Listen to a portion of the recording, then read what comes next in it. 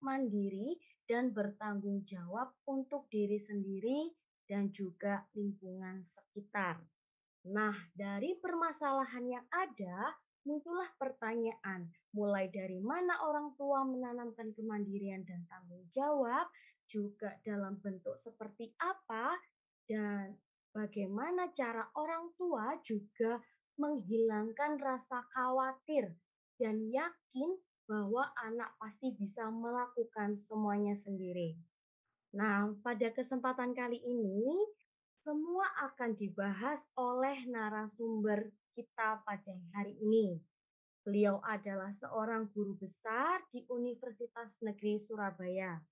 Beliau sekarang telah bergelar profesor, doktor, juga sekaligus magister psikologi. Beliau sekarang menjabat sebagai dekan Fakultas Ilmu Pendidikan di Fakultas Ilmu Pendidikan Surabaya. Banyaknya jurnal dan buku yang telah beliau terbitkan. Salah satunya yaitu untuk jurnal karya ilmiah terakhir, beliau telah melakukan riset yaitu evaluasi kualitas layanan konseling dalam meningkatkan motivasi berprestasi siswa. Beliau juga telah melakukan penelitian yaitu analisis survei loneliness, kecanduan internet, dan interaksi sosial remaja. Beliau juga telah melakukan pengalaman pengabdian, yaitu di tahun terakhir beliau telah melakukan pelatihan penyusunan proposal PTBK dan penulisan artikel. Beliau juga telah melakukan penulisan buku yang diterbitkan 1 tahun terakhir, yaitu manajemen pembelajaran berbasis informal pada kurikulum prototype, serta strategi konseling dari berbagai teori dan pendekatan. Nah, langsung saja kita sambut dan beri tepuk tangan yang meriah untuk Profesor Dr. Muhammad Nursalim, MS. Selamat pagi, Bapak. Selamat pagi. Bagaimana kabarnya, Prof? Alhamdulillah sehat. Alhamdulillah sehat walafiat.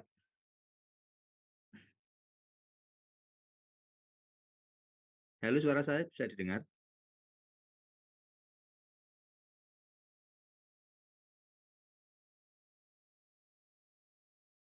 Halo, halo.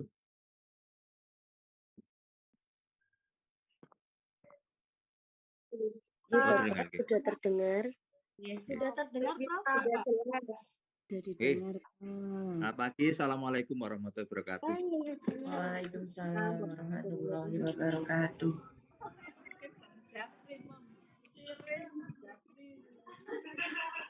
Pak Hari toh. Prof, mohon izin Prof, ada beberapa hal yang diingatkan bahwa pemaparan materi dari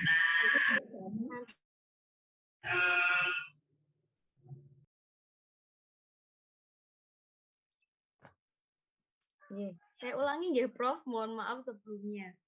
Jadi mohon izin Prof, sebelum kita mulai acaranya, ada beberapa hal yang perlu juga saya ingatkan kepada Bapak Ibu, bahwa setelah pemaparan materi dari Profesor, nanti akan ada sesi tanya jawab, di mana Bapak Ibu boleh menuliskan di kolom komentar selama materi berlangsung, dan juga bisa melakukan raise hand. Jadi nanti akan bertanya langsung dengan Profesor. Nah, untuk itu saya persilahkan kepada Profesor untuk menyampaikan beberapa hal terkait dengan tanggung jawab dan kemandirian anak. Monggo, Prof. Baik, terima kasih Ibu Moderator, Bu Trisha. Assalamualaikum warahmatullahi wabarakatuh. Waalaikumsalam. Ya, yang kami hormati Bu Apsari Dewi selaku Kepala Sekolah SD Lab UNESA, dan yang kami banggakan, yang kami muliakan para orang tua, wali dari siswa-siswa di Lab School UNESA. Alhamdulillah wa syukurillah wala haula wala quwata illa billah. Asyhadu an la ilaha illallah wa asyhadu anna Muhammadar Rasulullah. Amma ba'du. Bapak sekalian, hari ini saya sangat bergembira sekali bisa bersilaturahmi dengan Bapak Ibu sekalian. Semoga pertemuan kita membawa makna yang mendalam sekaligus juga membawa keberkahan bagi kita semuanya. Dan tentu harapan saya juga keberkahan itu juga tidak hanya pada kita, tapi juga pada anak-anak kita. Bapak sekalian, hari ini saya dipercaya oleh panitia untuk menyampaikan parenting. Saya lihat yang hadir ini sangat luar biasa ya. Yang hadir ini saya lihat dari satu slide ke slide yang lain banyak ibu-ibu ya. Ya ini luar biasa ibu-ibu ini. Di sela-sela kesibukannya masih menyempatkan untuk mengikuti kegiatan parenting. Tentu saya yakin ibu-ibu ini kan punya, kalau di psikologi itu ada namanya multitasking gitu ya. Dalam waktu yang bersamaan, dalam satu waktu bisa mengerjakan pekerjaan secara bersamaan. Jadi kalau di dapur itu kan goreng tempe sambil godok banyu, sambil korah-korah gitu ya, bisa itu. Nah kelihatannya ini yang saat ini, jadi saya lihat mungkin juga ini karena tutup kamera saya nggak tahu sambil mengerjakan apa gitu ya. Kelihatannya sangat luar biasa ini multitaskingnya. Dan terima kasih juga kalau hari ini juga saya lihat juga ada beberapa bapak yang juga menyempatkan mengikuti parenting. Semoga semuanya yang hadir oleh Allah diberikan kesehatan, kemudian juga panjang umur, rezeki yang melimpah, dan tentu kita semua berharap anak-anak kita nanti menjadi anak yang solehah dan yang sukses. Bapak sekalian, saya izin share screen ya, share screen.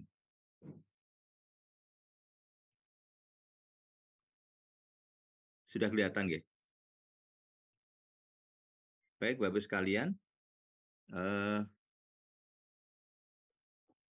saya yakin Bapak Ibu juga pernah mengikuti parenting. Di antara yang hadir ini ada yang beberapa yang sudah mengikuti parenting. Mungkin dulu punya anak yang sekarang di SMA atau kuliah, jadi sudah mengalami beberapa atau sudah pernah mengikuti beberapa kali parenting. Ada yang tahu Bapak Ibu sekalian, parenting itu apa sih saja nih? Ada yang tahu? Mungkin ada yang bisa menjawab? Atau Bu Moderator, Mbak Tisha, apa parenting itu?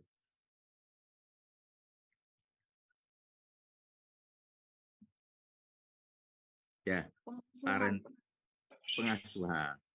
Betul. Jadi kalau di oke, monggo.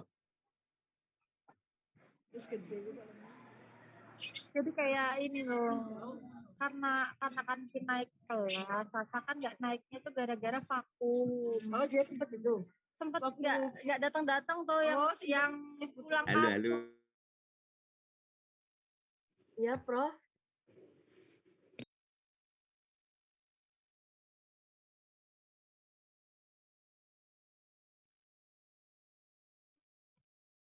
Baik, Prof. Halo? Ya, Prof. Oke. Jadi sudah dengar suara saya? Iya, terdengar. Oke. Baik. Parenting itu kalau didefinisikan menjadi serangkaian tindakan dan tanggung jawab orang tua dalam membimbing, mendidik, dan merawat anak ya, mengasuh anak. Ini definisi dari parenting. Jadi Bapak-Ibu sekalian, tentu melalui parenting ini harapannya Bapak-Ibu sekalian nanti bisa mendampingi anak dengan sebaik-baiknya sehingga tujuan kita, tujuan keluarga itu tercapai. Tadi disampaikan oleh narasumber bahwa kita akan membicarakan kaitannya dengan kemandirian dan tanggung jawab anak. Mandirian dan tanggung jawab anak. Nanti sebagian juga akan kita bahas di materi yang diminta oleh panitia. Bapak sekalian,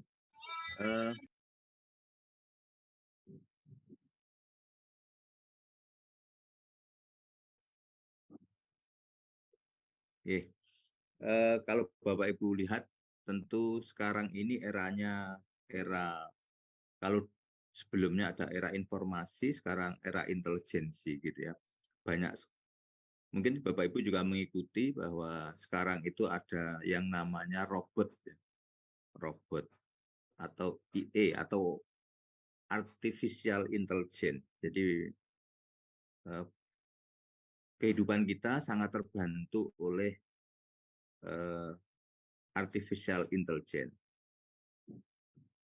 Saya yakin beberapa orang tua juga sudah mulai mengenal adanya chat IA dan sebagainya. Sekarang itu anak-anak kalau mengerjakan tugas itu seringkali juga menggunakan chat AI yang namanya itu chat AI. Jadi kalau membuat pantun, membuat apa, itu biasanya menggunakan chat AI. Saya tunjukkan, ini ada yang namanya chat AI, mungkin Bapak Ibu juga sudah tahu ya.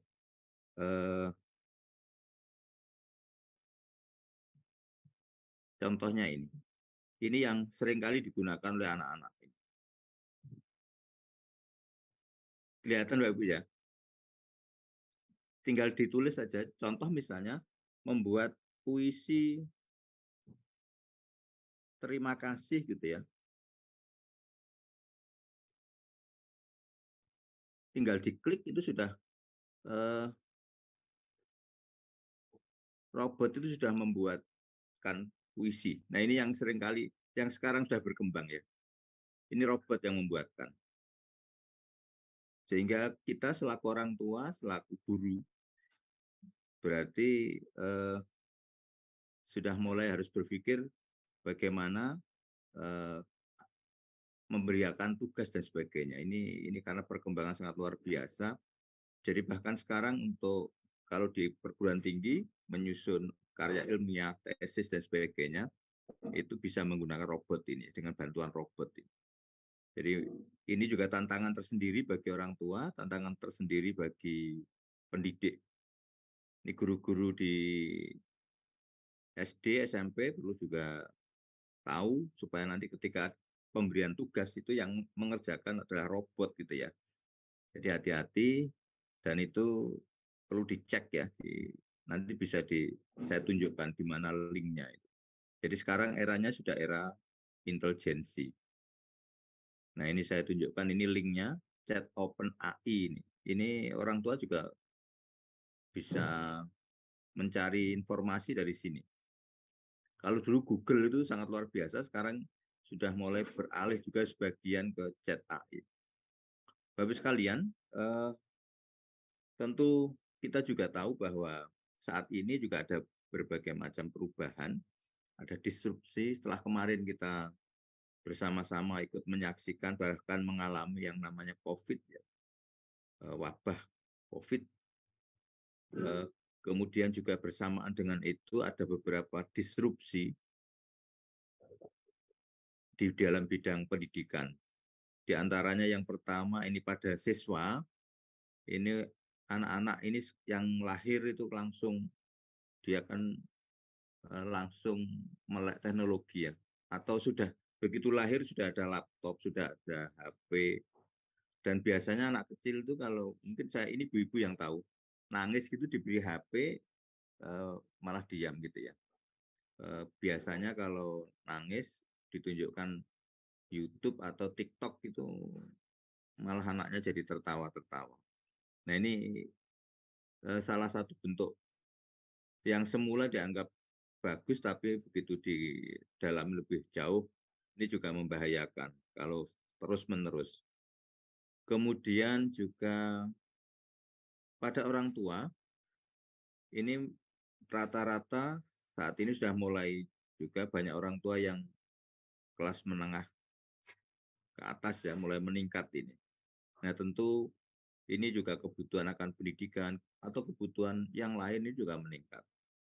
Kemudian adanya disrupsi teknologi yang saya tunjukkan tadi. Banyak perkembangan teknologi, perkembangan termasuk yang mungkin kita rasakan ada penyimpanan yang sangat besar gitu ya. Kalau dulu kita perlu flash disk, perlu penyimpanan yang semacam hard disk ya. Hard disk sekarang sudah cukup menggunakan drive gitu ya. Nah, dan yang terakhir tentu ini yang juga mulai berkembang bahwa ada beberapa keterampilan yang memang harus kita siapkan untuk anak didik kita, anak putra-putri kita. Jadi ada beberapa yang dulu dianggap itu sangat penting, ternyata sekarang sudah mulai ditinggalkan, termasuk misalnya eh, menghafal gitu ya. Kecuali menghafal kalau kitab suci ya itu memang boleh menghafal. Tapi kaitannya dengan materi, beberapa materi kadang-kala tidak perlu dihafalkan. Demikian juga multiple choice dan sebagainya. Dan yang sekarang lebih dibutuhkan itu adalah keterampilan kreatif, inovatif dan sebagainya. Ini yang sekarang mulai dikembangkan. Bapak sekalian juga ini yang juga perlu juga mendapat perhatian dari Bapak Ibu sekalian. Ternyata ketika kita melakukan parenting atau kita mendidik, mengasuh, ini tentu juga ada beberapa problem yang ada di keluarga. Ini yang menghalangi parenting itu nanti hasilnya menjadi baik itu ini. Jadi keluarga yang disfungsional, jadi ada tapi tidak berfungsi, kemudian adanya krisis peran atau krisis identitas pada orang tua, jadi orang tua yang belum mapan identitasnya, nggak jelas apa dia laki apa perempuan, agamanya juga nggak jelas gitu ya. Ini juga beberapa problem yang bisa mengganggu parenting. Kemudian orang tua yang gagal sosialisasi dengan lingkungan, ini juga mengganggu parenting, termasuk yang mungkin pernah dengar yang awal-awal akhir ya, akhir-akhir tahun yang ada sekeluarga yang meninggal bersamaan di sampai berapa bulan baru ketahuan. Berarti kan gagal sosialisasi. Kemudian adanya KDRT, kekerasan dalam rumah tangga, termasuk juga di dalamnya ada sibling ya. Sibling ini yang juga patut diwaspadai. Kadang-kala kalau kita punya anak 2 atau 3, itu muncul nama sibling, semacam kecemburuan dengan saudara. Ini juga banyak kasus yang saya tangani, saya bantu itu salah satunya sibling. Kemudian perubahan aspirasi ini juga perubahan pekerjaan dan sebagainya ini juga bisa mempengaruhi parenting, konflik peran. Jadi tidak jelas siapa yang berperan sebagai bapak, siapa yang berperan sebagai ibu. Mungkin juga nggak jelas siapa yang mengasuh, itu juga berpengaruh pada parenting. Perilaku yang menyimpang pada orang tua ini juga berpengaruh pada anak. Demikian juga perubahan nilai-nilai perkawinan. Ini juga berpengaruh pada anak. Dan ini saya kira bila Bapak Ibu ingin pengasuhannya bagus, parentingnya bagus, maka berbagai masalah ini harus diselesaikan lebih dahulu. Dari selesai dengan dirinya sendiri baru bisa memberi parenting yang terbaik untuk anak. Kemudian kalau kita lihat juga Bapak Ibu sekalian, yang terjadi di rumah ya, ini yang saat ini terjadi. Kalau kita lihat, walaupun kita itu berdekatan, tapi seringkali jadi jauh gitu ya. HP itu menjauhkan yang dekat dan mendekatkan yang jauh. Itu nampaknya itu handphone itu ya. Jadi orang yang jauh di ujung dunia sana menjadi dekat karena ada komunikasi, tapi ternyata dengan keluarga itu jadi jauh. Walaupun di sampingnya, karena masing-masing membuka HP-nya masing-masing, ada yang buka TikTok, ada yang buka YouTube dan sebagainya. Sehingga kalau komunikasi ya, kalau saya dengan komunikasi dengan istri itu kadang-kala juga walaupun di samping itu kadang-kala menggunakan HP gitu ya. Nah ini yang saya kira juga terjadi di beberapa keluarga. Syukur kalau ini nggak terjadi gitu ya, nggak terjadi. Kemudian ini juga kira-kira kalau lihat gambar ini apa yang Bapak Ibu persepsikan? Apa ini, gambar apa ini?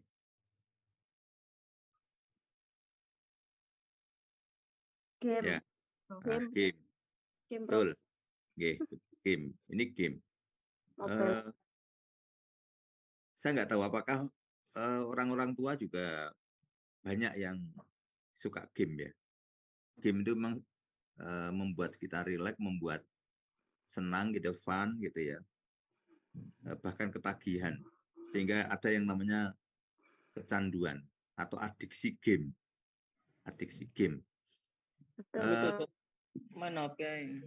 Beberapa klien saya juga ada yang punya kecanduan ini. Bahkan kecanduannya itu berakibat ya, berefek. Ada yang efeknya itu di keuangan. Jadi karena dia main game, kemudian misalnya ikut judi bola itu ya. Jadi ada yang permainan bola atau game yang lain, kemudian sampai habis sekian ratus ribu atau sekian juta gitu, akhirnya orang tuanya yang nanggung atau mencuri dan sebagainya. Ini game ini sangat luar biasa efeknya pada anak. Sehingga mohon nanti juga Bapak Ibu dicek anaknya ini main game apa enggak. Termasuk juga secara psikologis itu ada anak yang bisa membayangkan masuk di game. Saya punya klien itu yang selalu mengusap dahinya. Saya tanya, akhirnya dia mengatakan bahwa dia itu ketika main Mobile Legends tertembak. Dan dalam dunia nyata, padahal itu enggak mengeluarkan darah, tapi dia merasa di dahinya itu ada darah yang mengalir.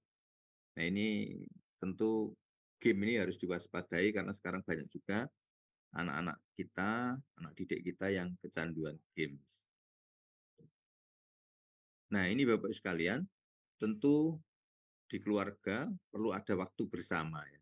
Perlu ada waktu bersama, kapan harus bersama. Kemudian terkait juga dengan kemandirian dan tanggung jawab, tentu ini juga harus ditanamkan mulai kapan, karena tanggung jawab dan kemandirian juga salah satu aspek yang harus dimiliki oleh anak. Nah harapannya Bapak Ibu juga sudah mulai ada banyak kegiatan yang nanti menjadikan anak itu sukses, berhasil nantinya. Ini ada beberapa hal yang perlu Bapak Ibu lakukan supaya kemandirian dan tanggung jawab anak ini juga muncul. Yang pertama tentu saya nggak tahu apakah adakah keluarga yang sudah mulai menyusun kurikulum untuk anak. Walaupun mungkin kurikulumnya tidak tertulis ya, tapi ada beberapa aktivitas yang memang misalnya kalau sekarang kan istilahnya healing ya, ngajak anak-anak kemana, termasuk juga menyusun tadi kemandirian ya, kemandirian.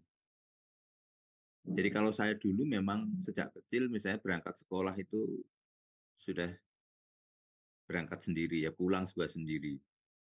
Tapi anak sekarang itu kan mungkin karena kekhawatiran orang tua satu, mungkin juga lingkungan yang mungkin sangat ramai sehingga banyak juga orang tua itu yang mulai anak TK sampai perguruan tinggi selalu diantar gitu ya. Diantar orang tua. Nah ini kalau sekarang mungkin ada sebagian yang naik Gojek atau Grab ya. Tapi ada juga yang sejak kecil diantar sampai kuliah. Nah nanti yang terjadi bisa jadi nanti sampai mencari jodoh itu harus dicarikan orang tua ini.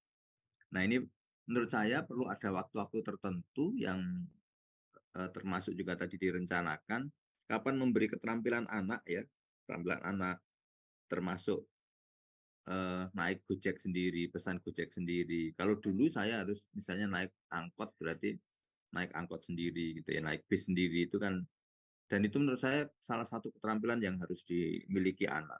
Itu bentuk kemandirian. Jadi kalau naik pergi kemudian naik kereta api itu juga memang di awal biasanya perlu ada pendampingan. Kalau istilah di psikologi ada yang namanya scaffolding, bantuan awal, kemudian tapi kalau seperti scaffolding itu kan ibaratnya kita bangun bangunan tembok itu atau ngecor itu ada scaffoldingnya. Kalau sudah kering kan scaffoldingnya ditarik ya. Nah ini proses mengasuh mendidik anak itu juga ada yang model scaffolding, itu diberi contoh, kemudian diberi penguatan, tapi kalau sudah kuat bantuan itu dikurangi perlahan sehingga anak menjadi mandiri. Jadi harapannya anak juga perlu diberi beberapa keterampilan yang itu akan berguna nanti di kehidupannya. Termasuk misalnya anak diajari ke pasar untuk belanja, ke toko untuk beli apa gitu ya. Bukan berarti kita tidak bisa ke toko sendiri, tapi sebenarnya kita bisa, tapi itu kita setting supaya misalnya di awal kita ajak anak ke toko untuk belanja, kemudian berikutnya kita tunggui jarak 5 meter dan sebagainya, dan seterusnya dia sudah bisa mandiri. Itu contoh model kemandirian yang bentuk scaffolding ya. Jadi ada bantuan di awal, kemudian dikurangi gitu ya. Nah ini yang menurut saya perlu ada perencanaan awal. Sejak awal sudah mulai direncanakan oleh orang tua. Kemudian juga yang juga perlu dilakukan bersama anak itu aktivitas fisik bersama ini dengan adanya perkembangan teknologi, aktivitas fisik anak ini sangat berkurang. Kalau zaman saya dulu, anak itu sering lari, sering bermain di luar rumah, di lapangan gitu ya. Jalan, lari, melompat, dan sebagainya. Tapi dengan adanya HP, dengan adanya teknologi, anak itu lebih banyak duduk, termenung, kemudian juga bahkan ada yang memberi julukan generasi mager gitu ya, malas gerak. Kemudian juga generasi yang suka lemah-lemah gitu ya, tidak menggerakkan apa-apa gitu ya. Nah ini kalau Bapak Ibu mendengar akhir-akhir ini banyak anak-anak usia di bawah 16 tahun, bahkan balita yang sudah anak-anak SD ya, yang sudah kena diabetes, yang sudah kena gula darahnya tinggi. Nah ini berarti salah satu penyebabnya adalah aktivitas fisik yang kurang. Nah ini perlu juga dirancang bagaimana mengajak anak-anak dalam sehari itu ada aktivitas fisik bersama yang itu akan menjadikan dia perkembangan fisiknya menjadi optimal. Gitu ya. Dia akan tumbuh dengan baik. Tentu kita semua ingin anak kita tumbuh punya fisik yang kuat, fisik yang sehat gitu ya. Dan ini tentu kalau di sekolah olahraga, pelajaran olahraga itu kan hanya mungkin 2 jam ya, 1 minggu. Padahal fisik itu kan harus diatur sedemikian rupa sehingga tubuh anak itu menjadi lebih baik. Tidak bungkuk, tidak jalannya membungkuk atau yang lain, posisi yang lain. Mungkin juga lehernya atau punggungnya yang bengkok dan sebagainya. Itu gara-gara salah melakukan aktivitas fisik. Kemudian yang juga penting adalah pengelolaan emosi. Pengelolaan emosi. Bapak sekalian, emosi ini dalam kehidupan sangat penting. Bila emosi positif, ini memang akan menjadikan orang tumbuh dengan bagus gitu ya. Dia akan optimis ketika seseorang anak itu selalu di dalam hidupnya ada emosi positif ya. Emosi positif misalnya tersenyum, kemudian juga riang, gembira. Kemudian juga hal yang lain, optimis itu juga perasaan-perasaan yang kaitannya dengan positif ya. Namun ketika ada emosi-emosi negatif, itu juga sangat berpengaruh pada perilaku anak. Bahkan bisa jadi emosi yang negatif yang diterima, jadi kemarahan, ketakutan, kemudian juga duka yang mendalam gitu ya. Itu kalau tidak bisa teratasi maka itu akan pengaruh pada anak dan itu berlangsung seumur hidup. Oleh karena itu, jadikanlah setiap hari itu riang, gembira, senang, bersukaria gitu ya. Itu akan lebih baik daripada bersedih, cemas gitu ya. Jadi mohon orang tua harus menciptakan itu, menciptakan situasi yang atau emosi yang positif untuk anak. Karena itu akan berpengaruh pada kehidupan anak. Dan yang tidak kalah pentingnya, ini adalah aktivitas spiritual. Nah, Bapak Ibu sekalian, tentu saya yakin yang hadir ini punya tingkat spiritual yang sangat luar biasa. Masing-masing punya adat, punya kebiasaan sesuai dengan agamanya masing-masing. Dan saya berharap tentu karena terkait dengan spiritual itu kadang bisa naik, bisa turun, mohon spiritual ini dijaga terus gitu ya. Supaya kehidupan kita tertata dengan baik. Dan tentu karena spiritual ini berkaitan dengan kedekatan kita dengan Tuhan, maka ini harus dijaga. Dan tentu Bapak Ibu harus memberi contoh pada anak.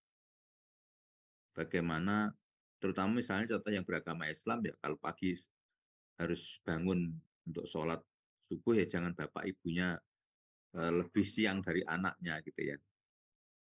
Jadi kalau mengharap anak bisa sholat subuh jam 5, jangan sampai bapaknya bangunnya jam 8. Tentu nanti akan jadi masalah.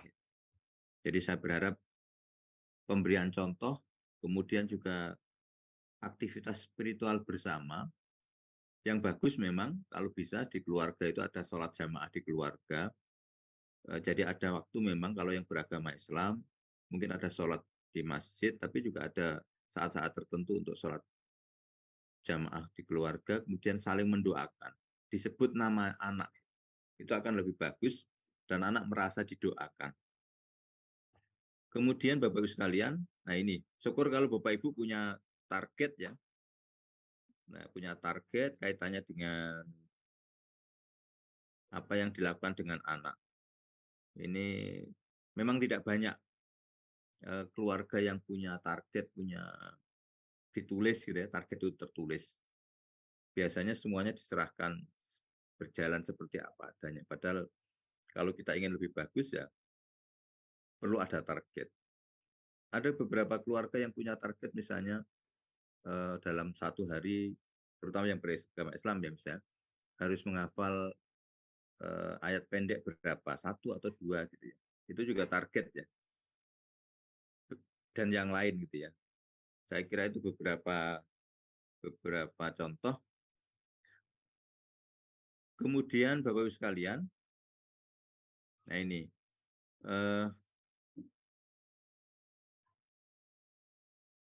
kalau tadi saya juga membahas kaitannya dengan aktivitas fisik, ini ada beberapa hal yang mengapa aktivitas fisik itu penting.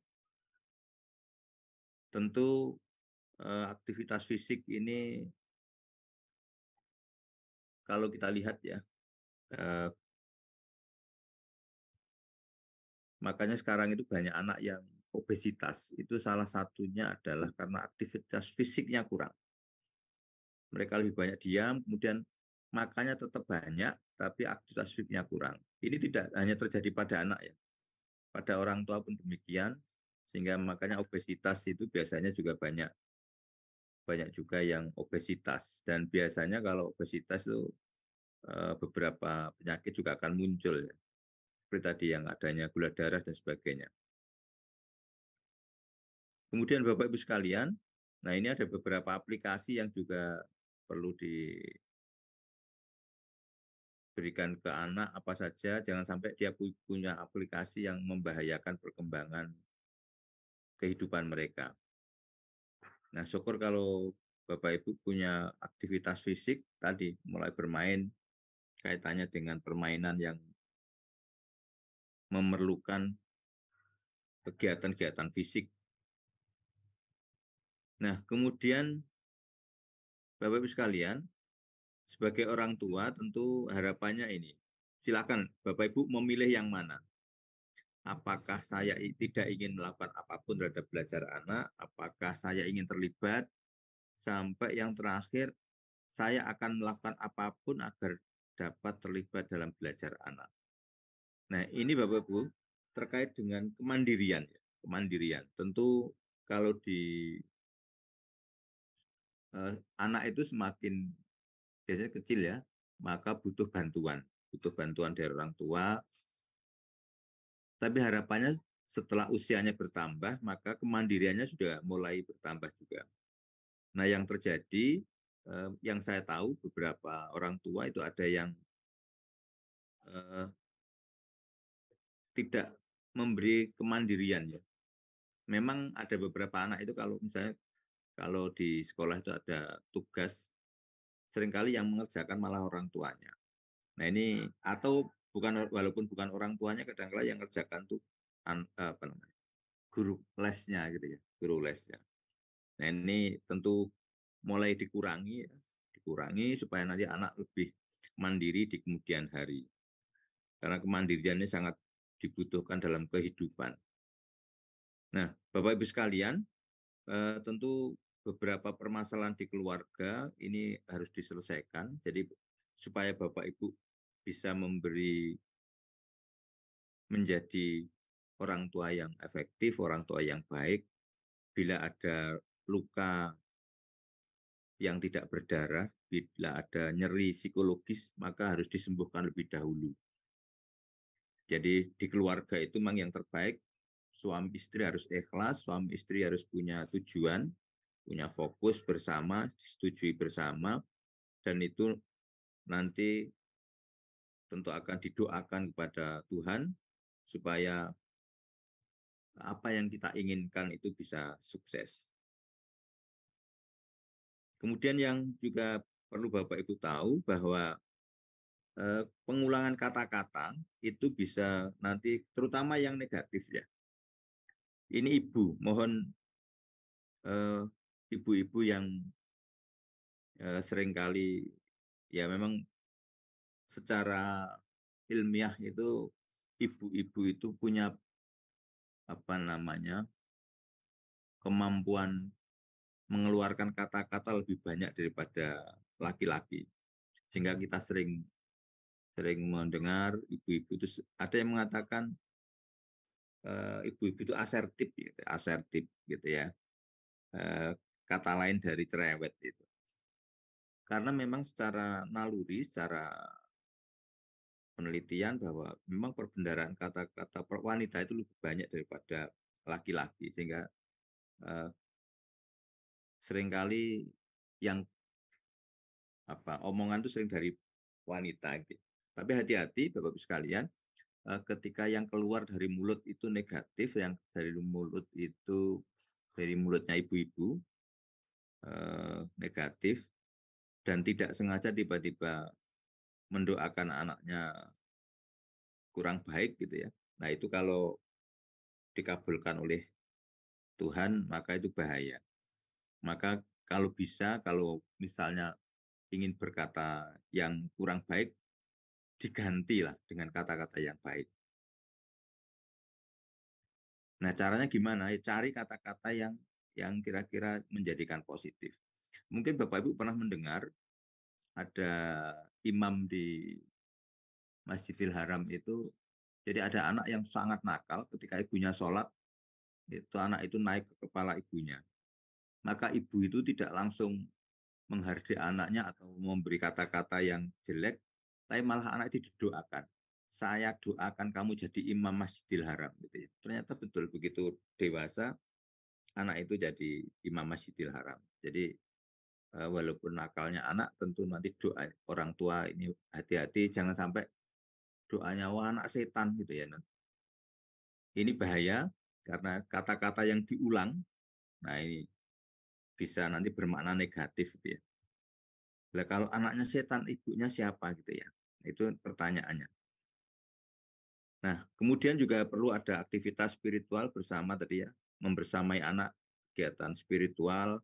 Jadi anak perlu diajak bersama ke tempat ibadah, ke masjid, ke gereja, termasuk tadi di rumah. Ada doa bersama, syukur kalau makan bisa bersama, didahului dengan doa dan sebagainya. Ini akan lebih bagus Jadi tidak sendiri-sendiri tapi ada kebersamaan. Nah, kemudian Bapak Ibu sekalian, tentu Bapak Ibu ketika memberikan parenting yang baik, nanti akan diceritakan anak itu ke cucu, akan diceritakan. Dulu mbahmu itu seperti ini. Oleh karena itu saya berharap dan berdoa semoga Bapak Ibu bisa memberikan parenting yang terbaik, memberikan pengasuhan yang terbaik bagi anak-anak. Nah, ini refleksi yang terakhir ini. Tentu Bapak Ibu juga perlu refleksi pada diri sendiri. Ini pertanyaan yang pertama, apakah saya sudah menjadi orang tua yang ideal? Ini yang bisa jawab Bapak Ibu sendiri. Ideal dalam arti perilaku, ideal dalam arti emosi, ideal dalam arti spiritual tadi, ideal dalam arti fisik tadi. Jadi mohon Bapak Ibu ini yang jawab. Bila belum berarti Bapak Ibu harus memantaskan diri menjadi orang tua yang ideal. Menjadi orang tua yang bisa dicontoh oleh anaknya. Tentu harapannya adalah yang baik ya, perilaku-perilaku yang baik. Karena kita berharap semakin tua, semakin lama tentu perilaku-perilaku baik. Kalau dalam bahasa agama itu akhlakul karimah itu yang harus kita contohkan kepada generasi mendatang. Kemudian yang kedua, refleksi yang perlu Bapak Ibu lakukan adalah apakah saya sudah menerima anak dengan seperti apa adanya. Apapun yang terjadi pada anak, baik fisik, psikologis maupun yang lain, ini harus diterima seperti apa adanya. Karena itu sudah titipan dari Allah, kita terima, kemudian tentu setelah menerima itu kita kembangkan yang terbaik. Bila orang tua tidak menerima, maka efeknya pada anak. Ya. Jadi mohon Bapak Ibu ikhlas menerima apapun yang terjadi pada anak. Ganteng ya diterima, cantik ya diterima, mungkin punya kelebihan atau kekurangan diterima seperti apa adanya. Tentu kita selalu berusaha kekurangan itu semakin direduksi, berkurang gitu ya. Saya yakin kalau orang tua selalu berusaha anaknya menjadi yang terbaik. Kalau sakit berarti kan dicarikan obat. Kalau misalnya ada fisik kurang, biasanya apakah itu ada operasi atau yang lain. Nah, tapi tetap secara psikologis harus menerima anak seperti apa adanya, jangan dianggap anak itu sebagai beban.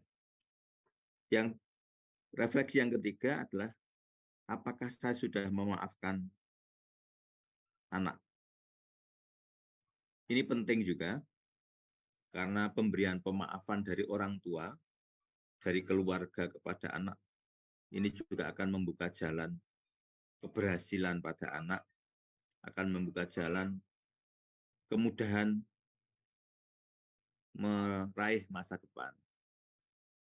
Oleh karena itu, kalau anak punya salah, anak punya khilaf, tentu Bapak Ibu harus memberikan maaf ya, memberikan maaf. Mau tidak mau, suka tidak suka, orang tua harus memaafkan. Dan itu kita juga berharap semoga dengan adanya pemaafan dari orang tua, anak menjadi semakin lebih baik. Dan yang terakhir, ini juga penting, refleksi kita, apakah kita sudah mendoakan anak. Tentu doa untuk diri sendiri penting. Jadi saya yakin setiap kali berdoa, setiap kali beribadah, Bapak Ibu juga mendoakan untuk diri sendiri. Yang tidak kalah pentingnya adalah mendoakan untuk anak. Anak itu perlu didoakan, bahkan doa itu kalau yang baik adalah setiap waktu, setiap saat, di mana saja. Berdoalah pada Tuhan, pada Allah, supaya anak kita menjadi anak yang soleh-solehah, anak yang sukses dunia akhirat, anak-anak yang santun, anak-anak yang mengerti tentang orang tua, dan sukses di kehidupan di dunia dan di akhirat. Terima kasih. Inilah yang saya sampaikan, mungkin akan lebih jauh kita elaborasi melalui pertanyaan-pertanyaan. Saya kembalikan ke moderator. Bila taufik wal hidayah. Wassalamualaikum warahmatullahi wabarakatuh. Waalaikumsalam warahmatullahi wabarakatuh. Terima kasih banyak Profesor atas pemaparan materinya. Sangat menarik ya Prof ya, terutama untuk ibu-ibu dan juga bapak-bapak di rumah. Nah, untuk sesi selanjutnya ini mungkin Bapak Ibu bisa langsung mengetik di Zoom untuk pertanyaannya atau boleh langsung ketuk raise hand-nya. Nanti akan saya tunjuk untuk langsung ngobrol bersama profesor. Jadi mungkin lebih enak ibu-ibu kalau misalkan langsung raise hand. Bisa dijawab langsung oleh profesor. Monggo ibu-ibu. Oke, sambil menunggu Prof, ini ada beberapa hal yang ingin saya tanyakan Prof terkait Iya, pemaparan materi yang sudah Prof berikan. Tadi monggo. Prof menyebutkan bahwa apakah Bapak Ibu semuanya yang ada di Zoom ini sudah membuat kurikulum untuk anak? Nah, mungkin bisa dijelaskan lebih detail Prof, sekiranya kurikulum untuk anak itu apakah sudah dibuat sebelum memiliki anak atau ketika sedang mengandung anak atau seperti apa, Prof? Lalu untuk bentuknya itu seperti apa, Prof? Monggo dijelaskan, Prof. Oke. Ya mungkin bahasa kerennya itu kurikulum lah. Untuk keluarga-keluarga yang mungkin tertib gitu ya, dia biasanya sudah mulai punya semacam rancangan. Nah, itu bisa terjadi sebelum punya anak atau ya mungkin lebih baiknya memang sebelum punya anak sudah mulai menyusun ya. Termasuk biasanya orang tua itu kan punya visi dan misi, punya visi dan misi. Ada orang tua yang misalnya gini, begitu dia sudah membentuk keluarga, karena harapannya kan keluarga sakinah mawaddah warahmah gitu ya. Kemudian ada yang sudah punya bayangan, nanti kalau saya punya anak, karena bapaknya itu nggak bisa ngaji ya, anak saya harus saya pondokkan. Itu berarti kan rancangan itu, rancangan awal. Atau nanti begitu saya punya anak, saya sekolahkan di lab school UNESA. Itu juga punya, itu rancangan juga gitu ya. Rancangan awal. Jadi sudah dimulai. Dan biasanya memang rancangan itu dipengaruhi oleh latar belakang orang tuanya. Kalau orang tuanya dari pondok pesantren, mungkin dia juga merancang anaknya juga nanti akan dimasukkan di pondok pesantren. Kalau orang tuanya mungkin yang mungkin yang beragama lain misalnya, orang tuanya mendalami suatu agama tertentu, biasanya dia sudah punya rancangan ke sana. Termasuk kalau yang banyak ini kan yang moderat, yang seperti kita itu kan moderat ya, tidak terlalu agamis juga tidak gitu ya, sehingga seringkali ya di tengah-tengah gitu ya. Nah, saya kira walaupun yang moderat tentu juga punya rancangan. Ada juga orang tua yang pengen anaknya jadi mungkin tentara, mungkin juga polisi atau anggota polisi atau yang lain militer gitu ya. Tapi juga ada yang supaya berjalan seperti apa adanya. Nah, saya kira kurikulum ini memang ada yang mengatakan kurikulum, tapi ini ada yang mengatakan visi misi dari tiap keluarga.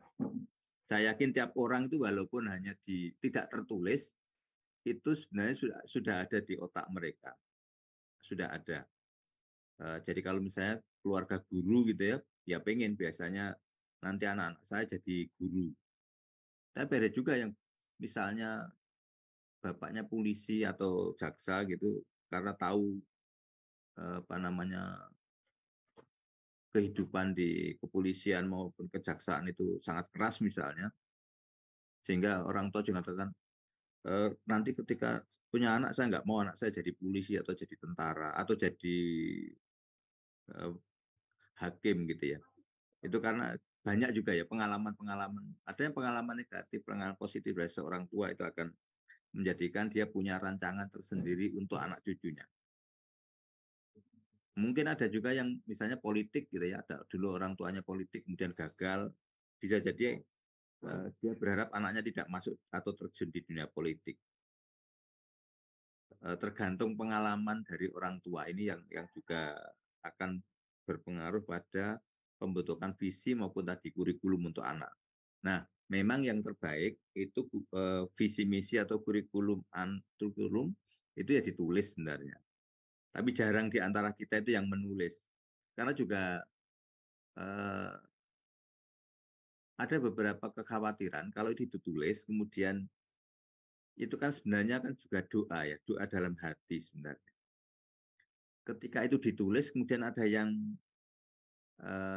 tahu, kemudian tidak berhasil, itu seringkali kita kan takut dibully ya, takut dibully. Nah sehingga banyak orang itu yang tadi kurikulumnya itu atau yang disebut dengan hidden kurikulum yang tersembunyi.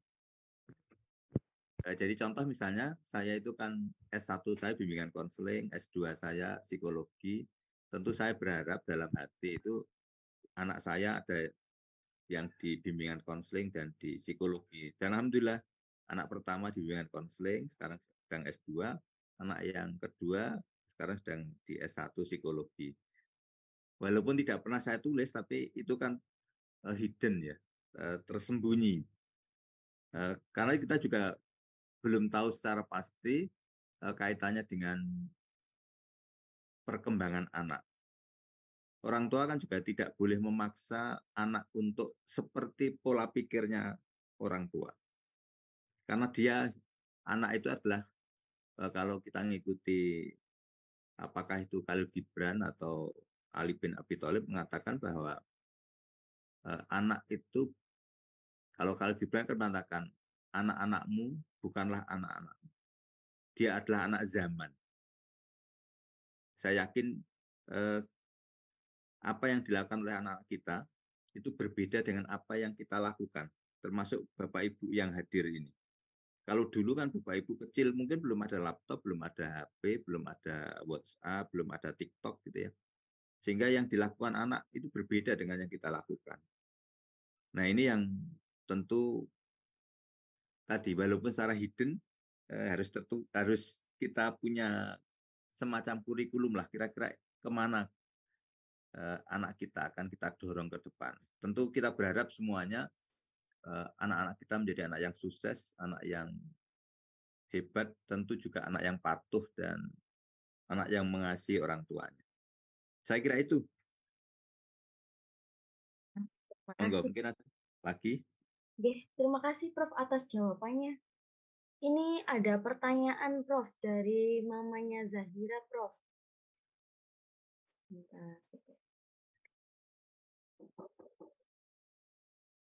Mungkin operator bisa menunjukkan.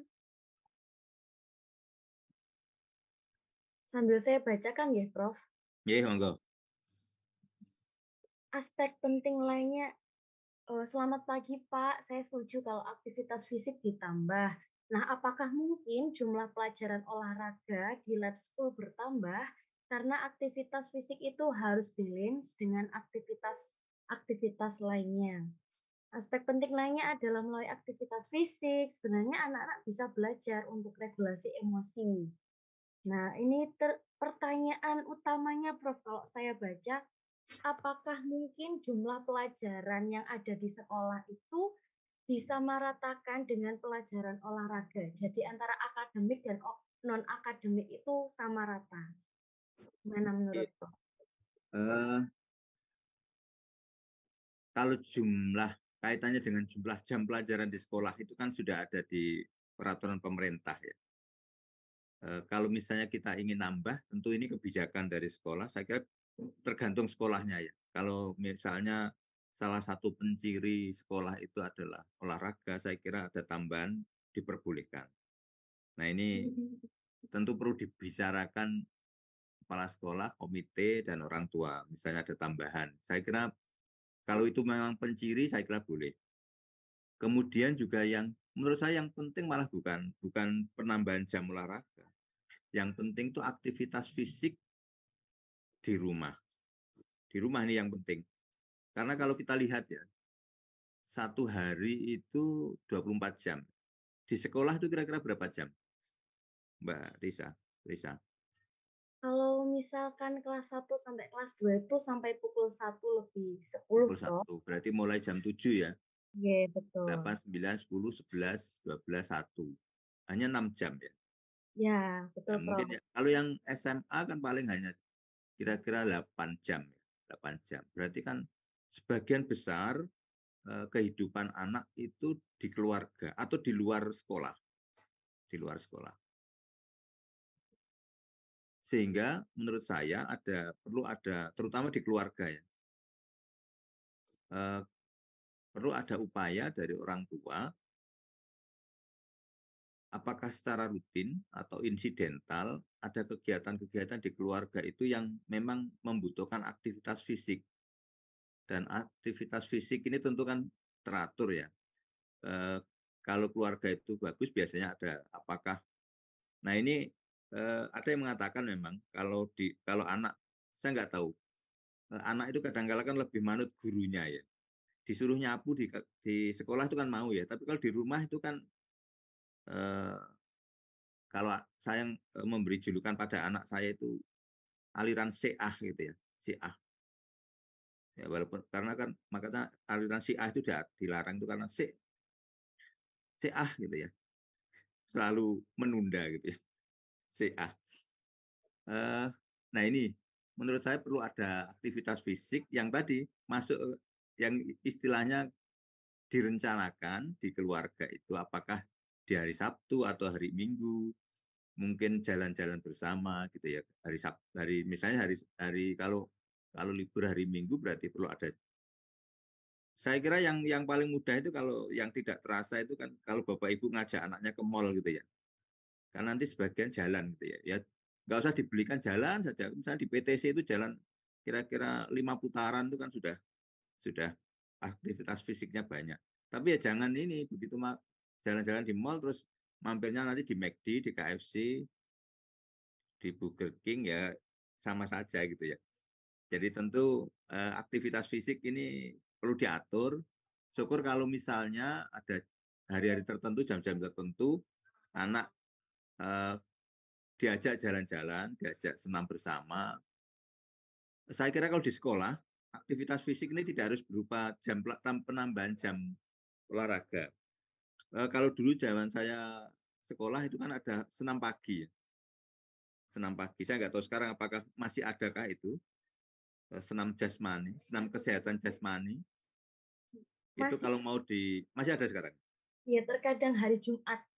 Nah, hanya ada Jumat. Padahal dulu kalau saya tuh zaman kecil saya itu berangkat sekolah sudah jalan, pulang jalan, tapi di sekolah itu juga masih ada seminggu 3 kali ada senam kesehatan jasmani, SKJ itu. Berarti kan aktivitas fisik itu bisa dijadwalkan di luar, tidak perlu menambah jam pelajaran olahraga, tapi contoh misalnya tadi, kalau seminggu 3 kali 15 menit saja, itu kan sudah 45 menit itu tambahan untuk fisik ya. Dan memang menurut saya harus ada upaya itu, semacam pemaksaan. Ini pemaksaan, kadang-kadang memang harus otoriter. Mendidik itu boleh, tidak semuanya harus demokratis. Ya. Dalam kehidupan itu kan seperti itu ya. Kalau sholat itu nggak ada sholat demokratis. Sholat itu mesti otoriter, ngikuti imam gitu ya.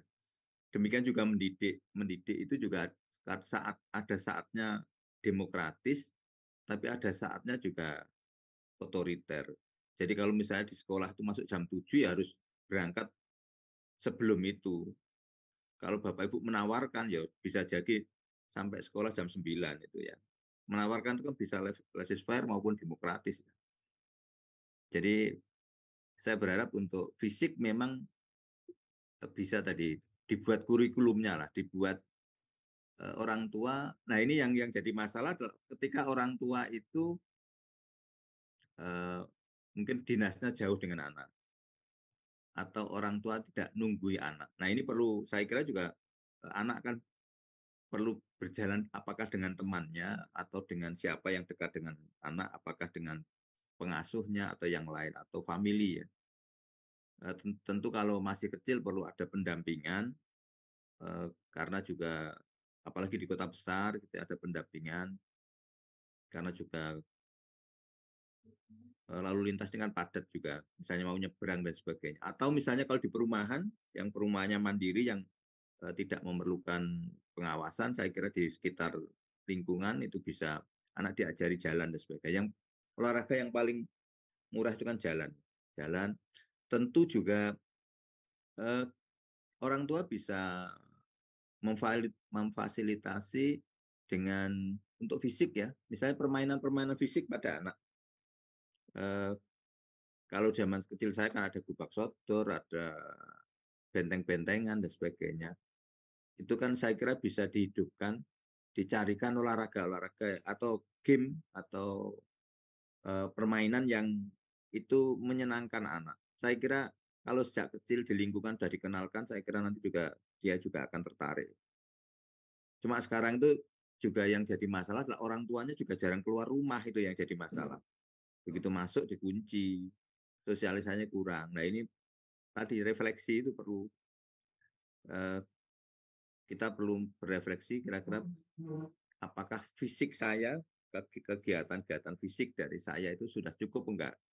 Karena itu juga akan berpengaruh pada anak.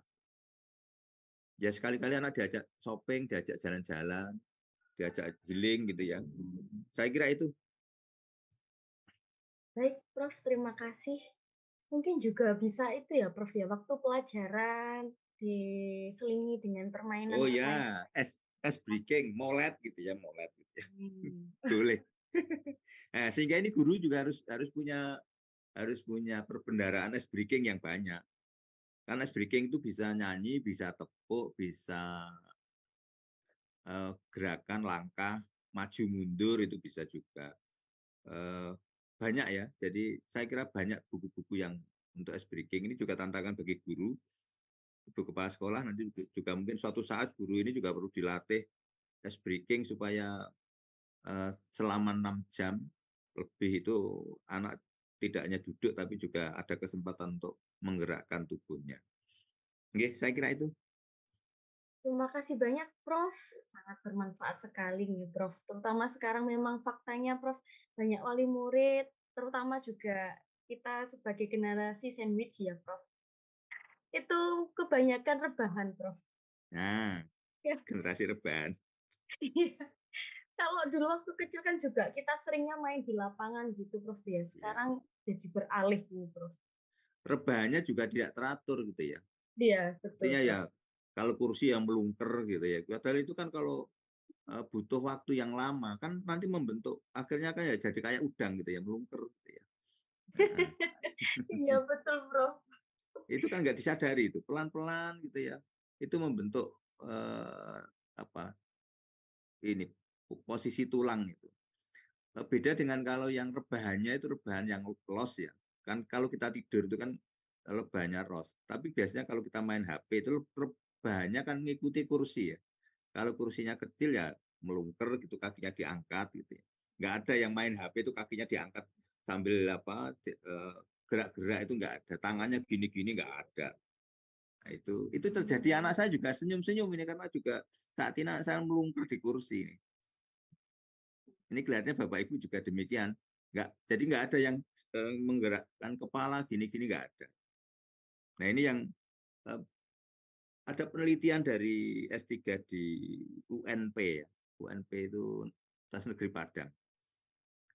Dokter yang meneliti tentang posisi duduk anak selama dia di SD dan SMP dan SMA itu diteliti. Ternyata struktur tulang belakang itu bisa berubah karena cara duduk dan kursi yang digunakan. Jadi kursi itu kan ada yang lurus, ada yang agak ke belakang, ada yang nyaman, ada yang tidak. Itu juga setelah difoto itu berpengaruh pada posisi tulang belakang. Nah ini kalau misalnya sekarang dengan main HP dan melungker itu kan ya jam 2 jam 3 jam itu kan kalau tiap hari ya ini sehingga mungkin perlu saya nggak tahu mungkin perlu ada juga perlu diteliti itu posisi apa namanya tadi ya rebahan yang tidak mempengaruhi atau nanti yang menjadikan posisi atau tulang belakang kita menjadi baik itu seperti apa. Nampaknya ini mungkin bisa diusulkan yang mungkin ada keluarga dokter ini. Karena banyak juga kita itu yang rebahan posisinya nggak jelas. Kadang kakinya diangkat, kadang melungker, kadang mengo gitu ya, lehernya. Ngikuti kursinya lah. Kan? Saya kira itu Mbak Lisa. Iya, betul, Prof. Prof, ini ada pertanyaan selanjutnya nih, Prof, dari mamanya Arthur, 5B dan Kinara. Saya mau tanya, dalam menumbuhkan kemandirian anak dengan pemberian reward itu apakah baik? Misal kita menyuruh sesuatu dan dikerjakan, kita beri hadiah, apa baiknya itu, Prof? Apa juga ada efek di masa depan? Terima kasih. Monggo, Prof. Ya. Saya kira pilihan tiap keluarga itu bisa beda. Saya dulu punya dosen yang memang di keluarganya itu menggunakan penerapan. Kalau di teori psikologi itu ada namanya teori behavioral. Ada teori behavioral. Jadi dia betul-betul menerapkan reward and punishment. Jadi kalau anaknya mau nyuci, mau ngepel, jadi misal itu memang sejak awal. Nah, ini yang perlu dikomunikasikan ke anak. Sejak awal dia anak kebetulan bapak ibunya kerja, kemudian supaya anak ini juga mau melakukan kegiatan apa kata nyuci atau ngepel, kebetulan dia nggak punya pembantu ya. Kemudian masak dan sebagainya. Setiap kegiatan itu ditulis dan ada rewardnya. Jadi anak ini punya uang saku itu dari mengerjakan itu, karena ibunya beranggapan kalau saya ambil pembantu kemudian bayar ya mungkin sebesar itu gitu ya. Sehingga misalnya untuk nyuci 5.000, sekali nyuci 5.000, setrika 5.000 misalnya. Nah kalau misalnya disuruh nggak melakukan, dipotong gitu ya. Nah itu model pendidikan ala teori behavioral. Kalau Bapak Ibu tega ya nggak apa-apa. Tapi apakah kita tega menerapkan semacam itu? Tapi itu efeknya juga berefek pada anak. Nanti hidupnya dengan suami itu bisa hitung-hitungan itu. Bisa hitung-hitungan. Termasuk nanti kalau tua ini harapannya, kalau Bapak Ibu nanti tua, kemudian bisa sampai usia 90 gitu ya. Nanti begitu ingin ke kamar mandi kan diantar, gitu, dituntun, itu dihitung sama anak. Nonton 10.000, nanti memakaikan baju 10.000 gitu ya. Monggo, itu pilihan ya, pilihan keluarga. Ada, saya menemui keluarga yang seperti itu. Ini pilihan. Kemudian ada juga yang rewardnya itu tidak berupa uang seperti itu, tapi juga berupa ucapan, kemudian senyuman. Itu yang kalau kita ngikuti model-model humanistik gitu. Jadi termasuk jempol, termasuk ucapan, mungkin tulisan dan sebagainya.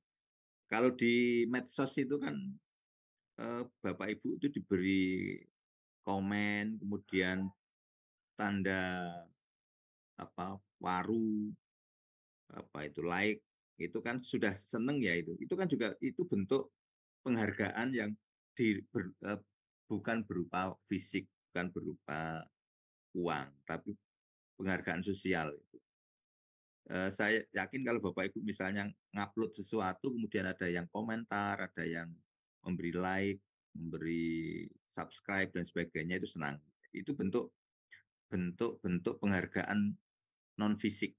Nah, monggo silahkan nanti itu bisa dipikirkan di keluarga, kira-kira mana yang dipilih, apakah ekstrim seperti itu menggunakan behavioral.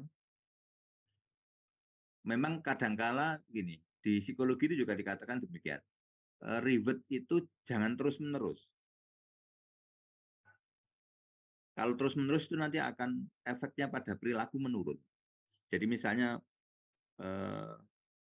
setiap kali melakukan kemudian dikasih uang gitu ya. Maka begitu tidak dikasih uang, dia tidak melakukan. Nah, yang baik itu katanya kadang-kala diberi, kadang-kala tidak gitu ya. Jadi pada anak juga demikian. Nampaknya juga ini yang juga perlu diterapkan di keluarga. Kita orang tua tidak harus mengabulkan semua permintaan anak. Tidak harus. Ada saatnya ditunda. Jadi bukan langsung bisa minta uang langsung dikabulkan, tapi ada penundaan mungkin besok gitu ya. Jadi karena juga di dalam kehidupan, kenyataan hidup itu seringkali kan kita tidak langsung minta langsung diberi gitu ya. Pada Tuhan itu demikian kan. Misalnya Bu Tisa minta jodoh kan tidak langsung dikasih gitu ya, nunggu gitu ya. Ya, berarti kan memang dalam kehidupan itu seperti itu. Sehingga ketika anak di rumah minta apa selalu dituruti, begitu nanti di sekolah meminta sesuatu, misalnya pengen nilai 100, ternyata nggak dapat nilai 100, bisa jadi aggression, teriak, dan sebagainya. Nah ini juga di rumah itu saya kira pengalaman gagal itu juga perlu juga kadang-kala ditanam pernah suatu kali, satu atau dua kali. Artinya tidak harus semuanya dituruti. Minta mana dituruti, minta ini dituruti, itu juga tidak terlalu bagus pada kehidupan, pada perkembangan anak. Jadi menurut saya memang pengalaman di rumah itu juga akan berpengaruh ketika di luar. Ya tidak harus ekstrim lah, misalnya anak minta kemudian betul-betul nggak kita turuti. Misalnya minta baju gitu, nggak kita turuti ya. Mungkin dituruti tapi tidak di hari itu. Itu sebenarnya sudah penundaan. Nah, penundaan ini juga kaitannya dengan tadi, emosi tadi. Mengatur emosi. Mungkin dia akan kecewa gitu ya. Tapi begitu sudah dibelikan kan dia akan senang gitu ya. Dia belajar rasa kecewa, tapi dia juga belajar bagaimana rasa syukur, rasa senang ketika diberi. Biasanya begini, nikmat itu kalau terus-menerus atau terlalu besar itu kadang-kadang kita tidak tahu bahwa itu nikmat. Sama dengan ini, kalau Bapak Ibu sekarang kan bernafas ya. Bernafas itu kan mengambil oksigen. Nah, karena kita merasa tidak beli oksigen, maka seringkali kita kurang bersyukur gitu. Padahal kalau kita kuruskan 1 kilogram oksigen itu 25.000. Sehari itu kira-kira kita butuh sekitar berapa itu? 3 juta atau berapa itu untuk beli oksigen. Nah, seperti itu. Kadang-kala kita tidak bersyukur bahwa oleh Allah kita free oksigen. Nah, sama di keluarga pun demikian. Seringkali kalau semua diberi semua lancar itu kadang-kala anak merasa tidak diberat, malah merasa tidak merupakan pemberian gitu, malah nuntut gitu ya. Oke, saya kira itu Mbak Trisa. Oke, benar Prof. Saya juga pernah dengar gini Prof, kata guru saya dulu Prof. Kita diberikan nikmat terus-menerus itu bukan berarti Tuhan itu sayang sama kita. Mungkin saja Tuhan itu sedang menguji kita, apakah kita itu bisa mengingat Tuhan ketika kita di atas. Iya, betul. Nah, ini Prof, ada pertanyaan lagi Prof dari Ibu Kepala Sekolah Prof, sekaligus Oke, monggo Bu Absari. dari mamanya Kak Izah dari kelas 5A. Monggo Bu Sari, bisa langsung on mic Bu Sari. Monggo Bu Absari. Diskusi langsung. Prof. Matur nuwun. Paparannya tadi sangat bagus sekali, sangat menarik. Prof, gini yang mau saya tanyakan. Terkadang kan kami itu sekolah itu ingin mengajarkan tentang kemandirian. Cuma seringkali itu terjadi salah paham dengan wali siswanya gitu. Jadi mereka itu khawatir. Nah, ini gimana Prof untuk mengatasinya? Baik Bu Absari. memang perlu dicarikan cara supaya anak itu mandiri.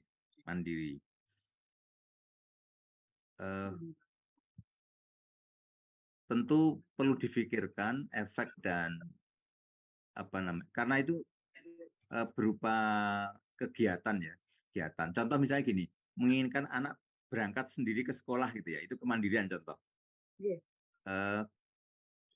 Kalau situasinya aman, kemudian juga situasinya itu bisa dikondisikan, saya kira contoh misalnya kalau anak itu misalnya sekolah itu di tengah-tengah perumahan dan perumahannya tidak terlalu ramai lalu lintas gitu ya misalnya.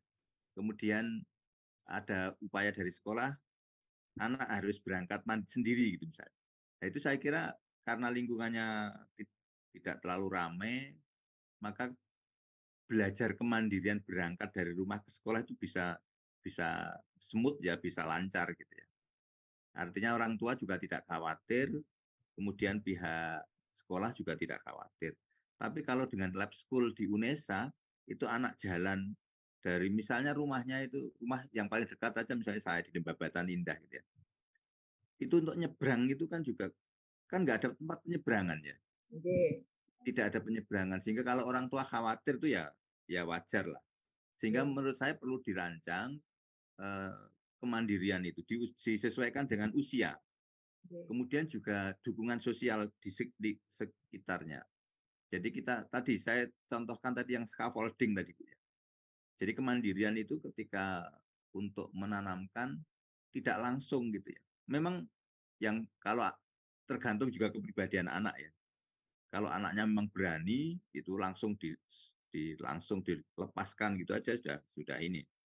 Tapi untuk anak-anak tapi rata-rata kalau anak kecil itu kan perlu ada pendampingan dulu. Bahkan kalau kita lihat contoh misalnya, kalau kita lihat perkembangan anak itu dulu di TK atau di PAUD, itu untuk mandiri masuk kelas, itu biasanya dulu kan orang tua masuk kelas dulu. Kemudian kalau sudah 1 hari atau 2 hari orang tua sudah mulai mungkin di luar kelas gitu ya, di luar kelas. Kemudian kalau sudah beberapa minggu mungkin diantar, kemudian orang tua sudah bisa pulang. Nah itu yang namanya scaffolding itu. Jadi bantuan untuk anak mandiri tapi pelan-pelan gitu ya. Memang ada anak yang seperti itu. Ada anak yang begitu diantar sudah, mama pulang aja, nggak usah nunggu saya malu gitu. Ada yang seperti itu. Nah itu menurut saya perlu orang tua juga harus tahu juga kepribadian anak seperti apa. Kemudian juga tentu ketika kemandirian itu akan diterapkan, pihak sekolah harus memberitahu ke guru, ke orang tua bahwa dan sekolah juga harus tahu bahwa contoh di proses dari nungguin misalnya kelas 1 SD itu kan mesti orang tua kan ngantarkan bahkan sampai kadang-kadang duduk di sampingnya gitu ya sampai gurunya masuk baru orang tua keluar. Itu mungkin di awal-awal masih diperbolehkan, jadi ada proses adaptasi mungkin sehari 2 hari, kemudian begitu anak sudah mulai punya teman, maka orang tua itu sudah ngantarkannya nggak perlu masuk lagi, sudah mulai cukup di depan pintu kelas. Kemudian di minggu berikutnya mungkin sudah agak jauh lagi gitu ya. Nah ini yang juga perlu detail disampaikan ke orang tua supaya tidak orang tua khawatir. Karena kan banyak juga ya perilaku anak yang kadang-kala juga orang tuanya itu kan takut. Contoh misalnya di SD tadi, kadang-kala anak kan suka pipis sembarangan. Ada walaupun usia mungkin yang 6 tahun, 7 tahun kan ada juga yang mungkin kebelet karena ngompol dan sebagainya itu kalau makanya orang tua itu kadang-kala juga masih di sekitar itu karena tadi takut kalau anaknya seperti itu. Dan itu kan contoh misalnya kalau dia tiba-tiba buang air besar di kelas gitu, dan itu tiba-tiba ditertawakan oleh temannya kan jadi pengalaman traumatis itu. Akhirnya malah nggak mau masuk kelas gitu ya. Jadi menurut saya tetap pihak sekolah perlu berkomunikasi dengan orang tua, kemudian juga dicek anak itu memang kalau sudah mandiri memang perlu dilepaskan tadi yang bantuan tadi. Ini apapun ya, apapun artinya artinya tidak hanya di tadi yang saya ceritakan, termasuk belajar itu ya, belajar mengerjakan PR itu juga mungkin awal-awal itu juga perlu bantuan, tapi kemudian dikurangi. Bahkan saya lihat itu dulu anak saya itu kalau misalnya dulu di TK itu gambar garis lurus-lurus itu yang ngerjakan mamanya itu di awal-awal. Tapi kan berikutnya sudah mulai dia sendiri. Bahkan sekarang itu ketika kuliah itu saya tanya ada tugas apa itu malah bentak, hop gitu. Jadi udah nggak mau dia. Bolak-balik tanya saja gitu ya. Itu kelihatannya itu yang terjadi.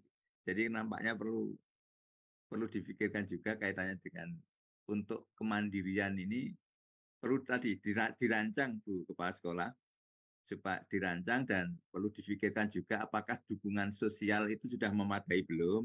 Kemudian memang kalau sudah mulai jalan, bantuan sosial dari orang tua, dari lingkungan itu mulai dikurangi. Karena kalau kita hidup itu kan kalau selalu tergantung itu juga kita nggak mandiri. Makanya termasuk ke orang tua mohon anaknya itu juga diajari cara naik sepeda, cara naik motor, cara naik itu kan dalam rangka untuk menghilangkan ketergantungan dan mandiri ya. Jangan sampai nanti sudah besar nggak bisa naik motor. Ya walaupun memang akhirnya kan ada Gojek ya. Atau memang Tuhan memang sudah berkehendak bahwa kita jadi langganan Gojek atau Grab gitu ya. Ada memang beberapa teman psikologi itu ada yang sampai sekarang nggak bisa naik sepeda itu nggak bisa. Saya bilang, wah ini yang salah orang tuanya ini. Karena dulu waktu kecil ketika belajar naik sepeda itu takut kalau anaknya jatuh. Ya mesti aja hidup itu kan selalu jatuh dan bangun. Yang penting itu bisa bangkit lagi gitu ya. Jadi tidak perlu terlalu khawatir orang tua ini kan sebagai orang tua itu kita juga harus memasrahkan anak kita, termasuk diri kita juga pada tentu masing-masing punya takdir, punya kehidupan. Makanya di agama itu kan selalu diajari untuk berdoa ya. Yang saya tahu misalnya di agama Islam itu keluar dari rumah aja ada doanya, naik motor ada doanya, masuk tempat baru ada doanya dan sebagainya. Dan itu menurut saya perlu diajarkan juga pada anak karena kita nggak tahu kita itu jalan juga nggak tahu kira-kira nanti jalannya macet enggak, jalannya buntu atau tidak gitu ya. Itu kan semuanya ada takdir yang mengikuti kita. Jadi saya kira bisa diatur Bu Kepala Sekolah kaitannya dengan kemandirian dan itu tergantung dari nanti aktivitasnya apa. Tadi misalnya tadi kaitannya dengan kalau anak yang SD misalnya tadi kaitannya dengan masuk itu mungkin perlu diatur. Kemudian kalau sudah besar kaitannya dengan PR itu juga. Dan gurunya juga harus paham bahwa kalau orang tua di awal nggak ikut memberi contoh, kadang-kadang memang perlu diberi contoh dulu. Nah ini tentu kalau ada buku PR, memberi contohnya jangan di buku PR, mungkin di buku yang lain lah, supaya nanti nggak kelihatan tulisannya kok sudah bagus, berarti kan tulisannya mamanya itu. Nah kemudian kalau misalnya juga di sekolah ada program, contoh misalnya semacam kemah gitu ya, kemah atau kegiatan apapun yang di sekolah, yang itu akan harapannya anak mandiri tentu perlu difikirkan peran orang tua, termasuk juga orang tua perlu diajak bicara, ditunjukkan maksud kami itu seperti ini. Mohon bantuan Bapak itu hanya sampai di sini gitu ya. Ya, soalnya kalau selalu tergantung pada orang tua nanti kehidupan anak itu juga kasihan. Tapi sekarang dengan teknologi sekarang itu memang luar biasa ya. Kalau saya lihat kadang-kala malah orang tua yang tergantung pada anak gitu ya. Terutama yang digital Bu, kepala sekolah. Jadi kalau misalnya saya ingin belanja online tuh malah yang malah anak saya yang masuk keranjang gitu ya itu anak itu. Bahkan tiap hari sekarang itu kan paket itu wah ini yang salah sopo gitu ya. Ternyata tidak perlu diajarkan itu. Yang keterampilan digital sekarang itu anak nggak perlu diajarkan. Orang tuanya malah nggak terlalu ini. Termasuk kalau misalnya mau saya naik Gojek dan sebagainya itu malah minta diajari anak. Nah, itu yang menurut saya perlu ada beberapa memang yang perlu dibicarakan dengan orang tua kaitannya dengan menanamkan kemandirian. Saya kira itu Bu Hapsari. Matur nuwun Prof. Saya Sami. Oke. Terima kasih Bu Sari juga selaku wali murid dari IZA kelas 5A. Mungkin ada pertanyaan lagi dari wali murid yang lain, monggo. Yang join banyak sekali, Prof. Banyak Ada. 103 jumlahnya, Prof. Alhamdulillah banyak ini. Iya. Monggo Mama, mungkin langsung bisa raise hand, langsung tanya langsung dengan Profesor, supaya nanti bisa terjawab langsung.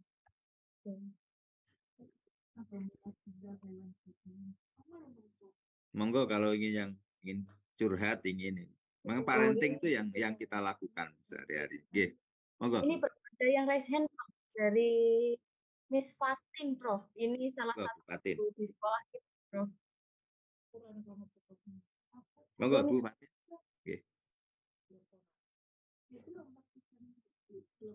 Suaranya kok nggak dengar. Halo, Monggo. terima kasih sebelumnya Prof atas waktunya. Assalamualaikum warahmatullahi wabarakatuh. Waalaikumsalam warahmatullahi wabarakatuh. Iya, Prof, saya kebetulan sebagai wali kelas dan sebagai orang tua, nggih Prof, nggih. Nah, di sini kita sebagai orang tua kan tentunya punya cara dan gaya yang berbeda. Nah, yang mau saya tanyakan ini Prof, gimana caranya kita itu membuka hati para orang tua yang kurang open mind terhadap cara parenting kepada anak-anak gitu. Kan ada kalanya orang tua itu punya parenting tapi menurut kita itu kok gini ya, seperti itu. Ketika kita beri masukan kurang open mind seperti itu. Jadi seringkali kalau kita kita beri masukan atau kita beri saran itu mental Prof seperti itu. Jadi kayak kurang masuk gitu loh Prof kita itu dalam menyampaikannya.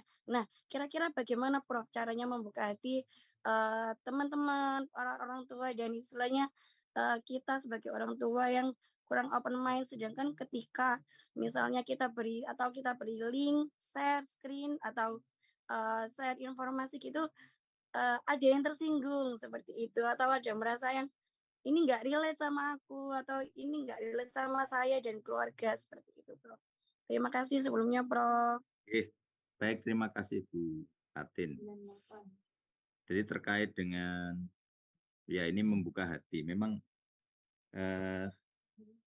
kalau Bu Fatin kan mungkin mendalami agama ya. Yang bisa membolak-balikkan hati manusia itu hanya Allah gitu ya. Demikian saya juga ketika saya kan kebetulan juga buka praktek konseling ya. Itu saya juga yang bisa menyembuhkan, yang bisa membolak-balikkan hati manusia itu hanya Allah. Tugas kita itu hanya berusaha. Tentu cari jalan yang terbaik lah supaya apa yang kita lakukan, apa yang kita katakan itu menjadikan hatinya jadi berubah tadi. Mau mengikuti apa yang kita sarankan. Cuma saya juga tanya, kira-kira Bu Fatin pernah nggak ketika berdoa itu, misalnya, ya Allah, bukakanlah hati orang tua di kelas orang tua anak didik di kelas saya misal, sehingga mampu mengikuti petunjukmu. Nah itu yang sama seperti saya juga ketika berdoa, baik itu ketika sholat maupun ketika saya naik haji itu, saya berdoa, ya Allah, ketika saya melakukan konseling, maka sembuhkanlah gitu ya. Nah, apakah itu pernah dilakukan? Itu yang pertanyaannya. Karena kita juga yang bisa membolak-balikkan hati manusia itu Allah atau Tuhan ya. Jadi menurut saya satu doa dulu. Kemudian didoakan setiap waktu, setiap saat. Kemudian yang kedua, memang begini, ketika orang, mungkin Bu Fatin terlalu muda ya, ketika ada permasalahan, udah orang tua wali itu usianya lebih tua dari guru. Memang kalau menurut teori itu dicarikan orang yang memang ya seusia atau apa namanya, sepantaran lah yang kira-kira ketika bicara itu didengarkan. Karena seringkali kan gini, contoh misalnya ketika ada keluarga yang mau bercerai gitu ya, usianya sudah sekitar 50 tahun, sementara Bu Fatin masih mungkin 20 tahun. Menasihati nggak didengarkan. Nggak didengarkan. Sehingga yang bisa menasihati ya mungkin kepala sekolah gitu ya. Kepala sekolah. Ada. Jadi suatu ketika itu ada saya punya klien punya mahasiswa ya. Mahasiswa itu mengalami waham gitu ya. Tiap orang ditawari jadi menteri. Ternyata setelah digali sebenarnya dia nggak pengen jadi menteri, nggak pengen jadi presiden. Ternyata dia itu hanya ingin bapak ibunya itu menyatu kembali, tidak jadi cerai. Nah itu akhirnya kan bapak ibunya saya datangkan, bapaknya yang saya datangkan. Akhirnya semula bapaknya tidak mau cerita.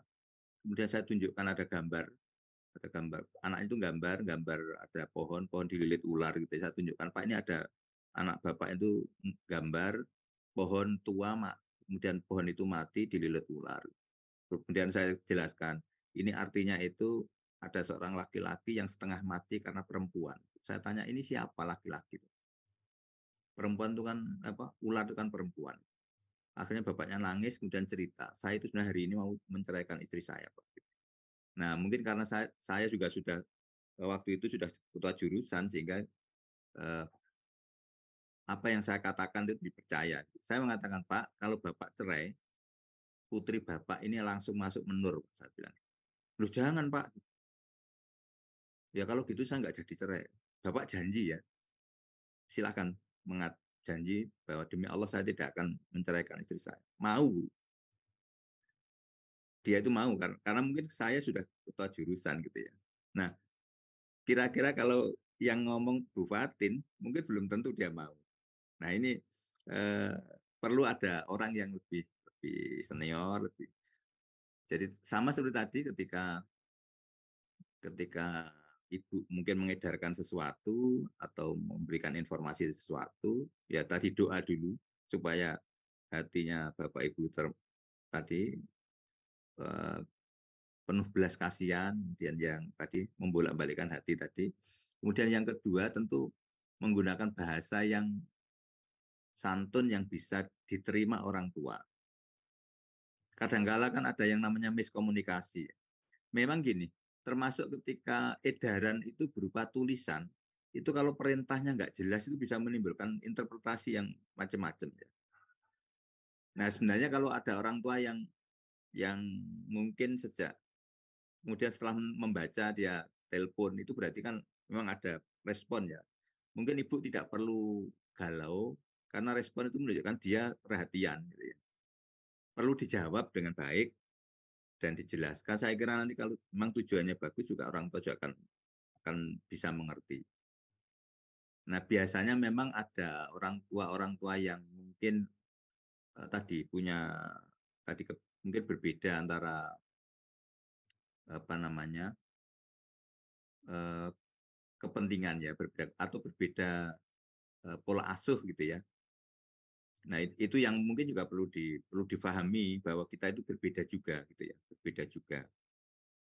Contoh begini, dulu ketika saya pernah di UM itu ada orang tua itu yang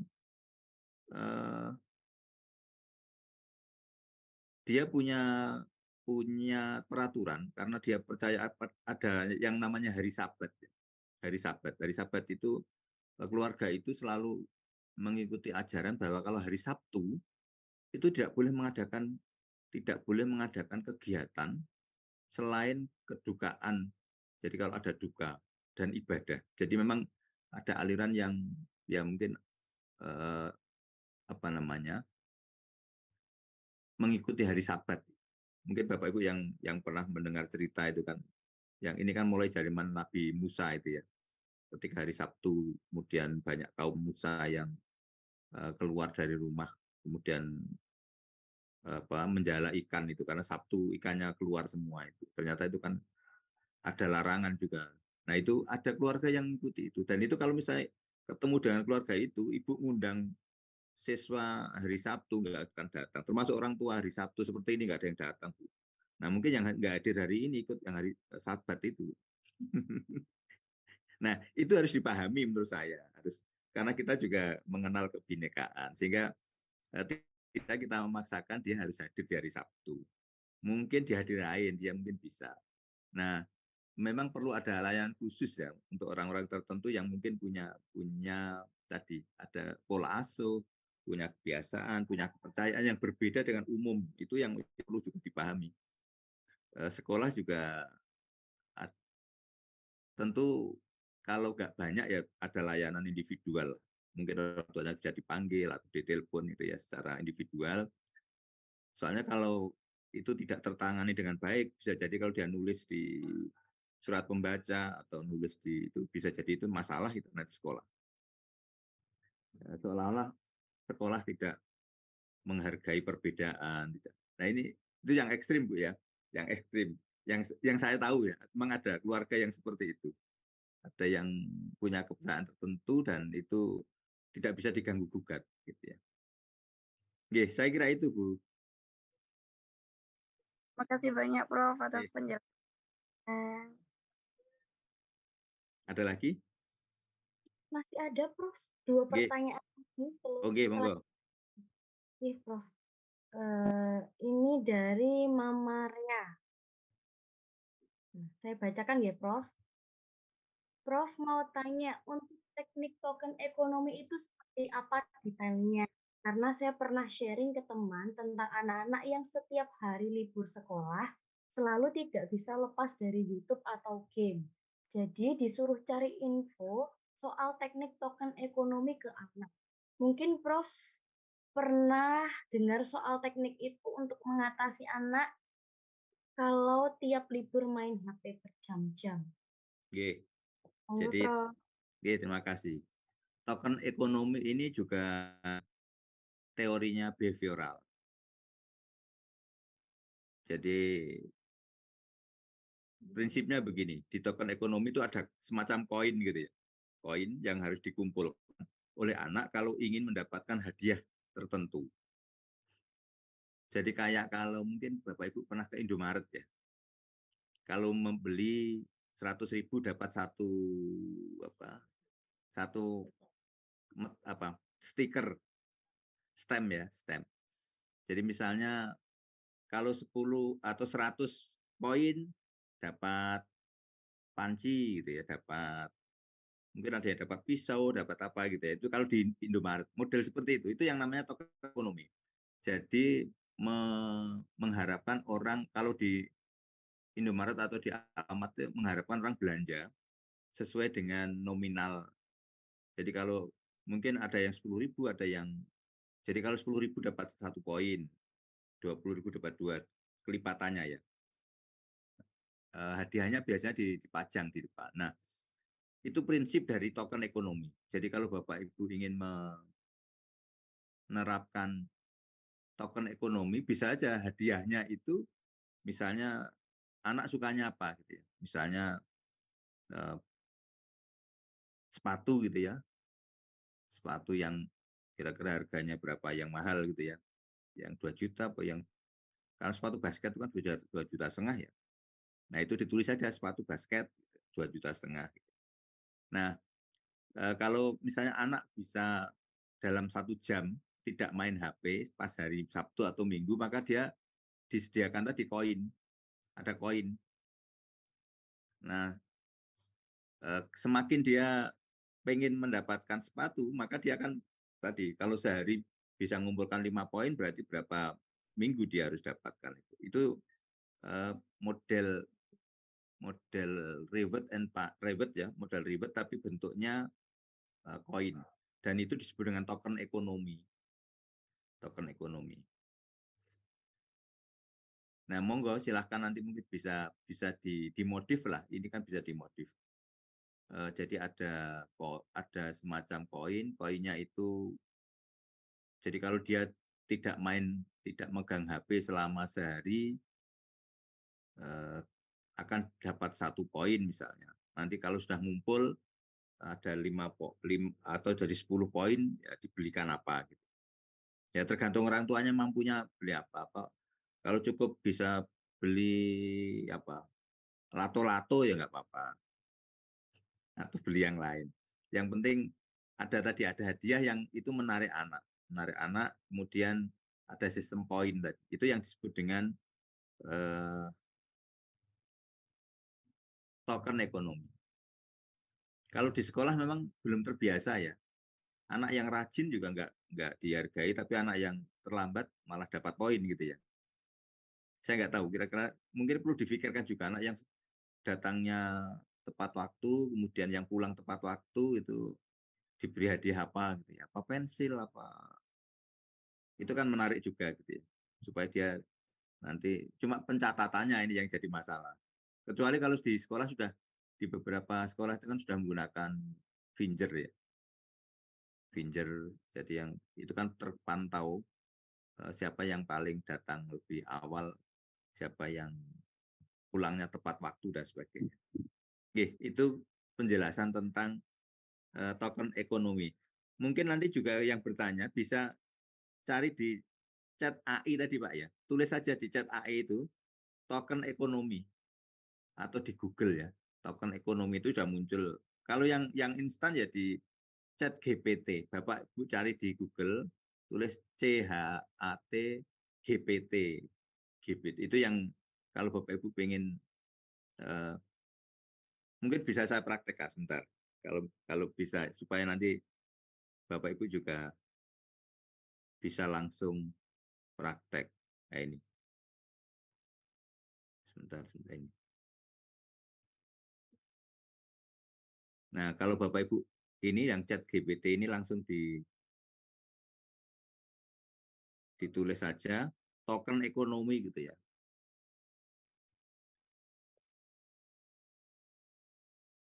Nah, langsung muncul. Nah, ini yang jawab robot, Pak. Nah, cuma bahasa Inggris gitu ya. Nah, kalau ingin bahasa Indonesia ditulis saja token ekonomi dalam bahasa Indonesia gitu muncul.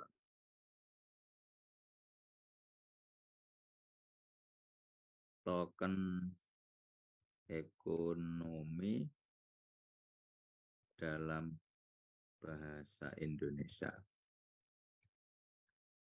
Sekarang itu kalau tanya cukup ke robot, Pak. Nah, ini. Sudah muncul.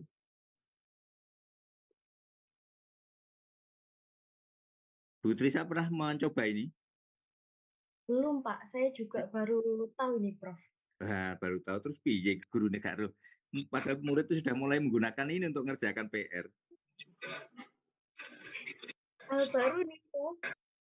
Sudah saya catat ini Prof. Alamat linknya. Oke. Nanti saya kopikan juga di apa chat supaya teman-teman orang tua juga tahu bahwa ada tempat untuk ini. Itu yang Mbak Sita jawaban dari pertanyaan Pak Heri tadi. Terima kasih Pak Ibu, saya sangat senang bisa main Bapak Ibu. Suara yang ini. Iya, ini suaranya siapa ini? Oke, sudah saya kirimkan ini chat Open AI itu sudah kelihatan di mungkin Bapak Ibu orang tua juga bisa nyoba nanti tanya aja berbagai pertanyaan dijawab itu. Bahkan kalau sambutan itu saya tulis sambutan manten itu dia bisa dalam bahasa Jawa bisa, dalam bahasa Inggris bisa. Ini Ibu Kepala Sekolah juga sudah tahu apa belum ini? Nah, baru tahu juga, Prof. Baru tahu. Nanti dicoba sambutan siswa baru itu kita dibuatkan, Bu. Jadi gitu ya, Prof. Iya. Jadi materi-materi yang dibutuhkan ini kan karena dengan ada perkembangan tadi yang cloud itu ya, perkembangan cloud yang sangat luar biasa, kita bisa nyimpan sehingga robot itu bisa menyimpan berbagai macam informasi, kemudian dia punya kemampuan sesuai dengan perintah, semakin kita bisa memberi perintah detail, dia bisa memberi. Nah, ke depan itu perlu juga kita berpikir kaitannya dengan tadi, guru itu harus harus jeli kaitannya dengan memberi tugas. Karena dalam waktu 1 detik itu sudah dia sudah bisa ini. Contoh misalnya buat percakapan antara pedagang dan pembeli itu langsung bisa membuat. Kalau dulu kan harus berpikir anak itu gimana ya caranya. Kita belum berpikir robotnya sudah membuatkan jadi itu. Gratis, tinggal ini aja, tinggal daftar menggunakan email. Oke, saya kembalikan Bu Trisha, mungkin ada satu lagi ya. Terakhir ini Prof. Oke. Dari mamanya Timi Prof. Oke. Ini pertanyaannya saya bacakan. Maaf, saya mau tanya Prof, anak saya ingin naik Gojek aja kalau mau sekolah, tapi papanya khawatir dengan kondisi rawan penculikan saat ini. Gimana solusinya baiknya ya Prof? Atau nanti nunggu kelas 5 saja? Saat ini anak saya masih kelas 3. Terima kasih. Oke. Ini juga terjadi pada anak saya dulu. Dulu ketika anak saya SMP di awal itu juga mamanya juga karena dia sekolah di SMP 22 ya.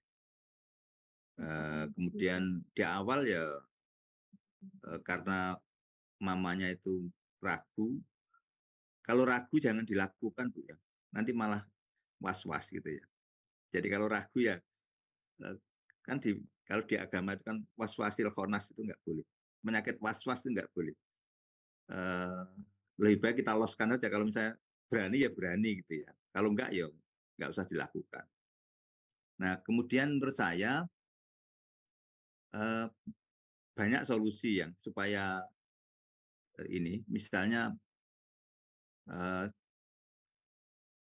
memang kalau Gojek atau Grab itu kadang-kala kan walaupun tercatat ya, kadang-kala sebenarnya kan secara sistem itu kan tercatat. Jadi artinya siapa yang menggonceng dan sebagainya kan tercatat ya. Cuma memang ya tadi kekhawatiran kita, cuma anak itu kira-kira keliru, misalnya keliru yang ngajak itu kan juga kadang-kala belum tahu ya. Jadi misalnya pesannya ini, kemudian tiba-tiba ada Gojek yang datang yang lain, yang tadi katanya takut penculikan itu, datang kemudian langsung bonceng gitu saja. Seringkali kan kalau yang pernah terjadi itu yang pernah saya tahu dan itu masuk koran itu di ini RSI itu ya, itu kan banyak juga yang siswa di situ. Bukan penculikan tapi jadi anak kecil, anak SD, kemudian dia itu bawa laptop gitu ya. Nah kelihatannya sudah diawasi oleh yang mau nyuri itu. Kemudian ketika dia nunggu mamanya kok nggak datang-datang, toleh-toleh, kemudian ada seseorang yang menawarkan, saya disuruh mamamu untuk jemput gitu ya. Nah anak ini kemudian kan menyerahkan tasnya langsung dicantolkan di motornya lari, tas sama laptopnya dibawa lari. Nah ini yang mungkin salah satu kekhawatiran orang tua kan model seperti itu. Jadi karena masih kecil, dia itu mudah percaya orang. Nah ini yang juga perlu dipikirkan juga.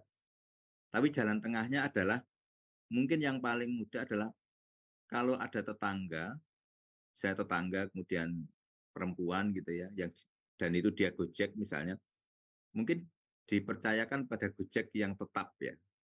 Jadi artinya tidak Gojek yang lepas, itu Gojek yang tetap, dia mengenal siapa yang ngantar, siapa yang jemput, itu menurut saya orang tua lebih safe lah, lebih aman. Jadi tetap ada apa namanya upaya kita untuk menjadikan anak aman. Termasuk dulu kalau anak saya, kalau misalnya mamanya nggak bisa jemput ya ada family itu minta tolong untuk menjemput karena juga padahal itu sudah SMP ya, sudah SMP. Jadi memang orang tua itu kalau khawatir ya harus mencari jalan cara lah supaya kalau tidak nanti malah kita berpikirnya macam-macam gitu ya, macam-macam. Dan salah satu cara tadi kita mencari kan banyak di sekitar, atau misalnya mengenal salah satu Gojek gitu ya, yang itu memang Bapak Ibu tahu alamatnya, namanya dan sebagainya. Kemudian itu yang tetap untuk menjemput dan untuk mengantar. Itu menurut saya lebih aman lah daripada kita nggak mengenal nanti malah pas-pas. Saya kira itu Bu Trisa. Baik, Prof. Terima kasih banyak. Itu Prof, saya lupa tadi mau menjawab. Prof tadi bertanya nggih, kalau misalkan di sekolah itu sudah ada poinnya atau belum. Nah, di sekolah itu sudah ada, Prof. Jadi ada aplikasi namanya Kelas 7, itu mencatat poin-poin anak-anak, misalnya kegiatan beribadah, sering bertanya di Oh, yang kelas. kelas 7 ya? Nggih, betul, Ya, Prof. ya, betul. Saya pernah buka aplikasi itu. Nggih, Nggih, ya, alhamdulillah kalau sudah menggunakan itu. Cuma iya, tadi nggih. yang penerapannya kaitannya dengan ribetnya itu mungkin yang perlu Nggih, diterapkan. Nggih. itu Selama ini kan memang salah satu yang dilakukan di sekolah itu kan hanya poin negatif ya. Datang terlambat dapat hukuman, dapat poin. Sementara yang penuh itu tidak ada penghargaan sama sekali. Kalau Bapak Ibu misalnya lihat di KFC atau McD itu kan ada penghargaan. Misalnya pegawai paling rajin bulan ini gitu ya, diumumkan kan itu. Nah, itu kan bisa aja, jadi hadiahnya tidak harus berupa fisik ya, benda, tidak harus, termasuk tadi dicantumkan jadi kalau misalnya di sekolah itu ada semacam TV gitu ya, TV yang bisa menampilkan itu, atau misalnya di mading itu ditampilkan misalnya anak yang paling rajin di bulan ini siapa, kemudian anak yang paling berprestasi siapa, itu kan saya kira juga menjadi hadiah. Termasuk anak-anak yang berprestasi itu kan perlu diberikan spanduk ya. Spanduk itu juga menurut saya juga salah satu bentuk penghargaan. Sama seperti ketika saya bisa meraih gelar doktor itu di fakultas kan diberi ucapan selamat, termasuk pengukuhan ucapan selamat, itu kan salah satu bentuk penghargaan. Termasuk kalau nanti Bu Hapsari ada guru yang lulus S2 itu dibuatkan spanduk gitu ya. Termasuk ada misalnya ada yang dapat hadiah ikut kejuaraan dapat hadiah, dibuatkan spanduk kemudian atau flyer lah. Sekarang kan yang lebih murah itu kan flyer, kemudian di share di medsos, kemudian kan nanti dapat like, subscribe dan sebagainya. Itu sebenarnya itu juga bentuk penghargaan poin tadi. Ya, saya kira itu Bu Trisa, Bu Hapsari, terima kasih. banyak, Prof. Ini berhubung waktunya sudah cukup nggih, Prof, nggih. Oke, Sementara sepertinya masih banyak pertanyaan, mungkin kita nanti bisa adakan lagi, Prof, kapan-kapan. siap. Monggo. Soalnya juga materinya sangat berbobot, Prof. Menjadi pengingat juga, Prof, selaku saya sebagai guru dan juga mama-mama nih, Prof. Terkait tadi kita kan sudah mengajar sesuai porsinya, dengan gayanya juga masing-masing seperti apa. Nah, kita juga tidak bisa memaksakan anak itu untuk sesuai apa yang kita mau. Hal yang paling penting yang bisa kita lakukan itu adalah mendoakan. Betul. Nggih, Prof, supaya anak-anak itu mendapatkan hal yang baik dari apa yang kita berikan. Itu nggih, Prof. Nggih. Ada satu lagi yang saya kutip, Prof, dari pernyataan Prof tadi sangat bagus, yang anakmu bukanlah anakmu, didiklah anak-anakmu sesuai dengan zamannya, karena mereka hidup bukan di zamanmu. Betul. Banyak, Prof. Sami-sami. Bapak Ibu yang berbahagia juga, alhamdulillah rangkaian sesi tanya jawab dan diskusi parenting pada pagi hari ini sudah selesai. Saya ucapkan terima kasih banyak kepada Profesor yang sudah memberikan ilmunya yang sangat bermanfaat bagi kita semuanya. Terima kasih. Mohon maaf apabila apa yang saya sampaikan kurang berkenan di hati Bapak Ibu sekalian. Semoga kita akan ketemu di lain waktu dengan kondisi sehat walafiat dan selalu mendapat tunjuk dan berkah dari Allah SWT. Amin, amin ya rabbal alamin. Dan juga saya juga mengucapkan terima kasih kepada Bapak Ibu guru dan juga wali murid yang sudah antusias diskusi pada kali ini. Boleh aplaus untuk Bapak Ibu semuanya?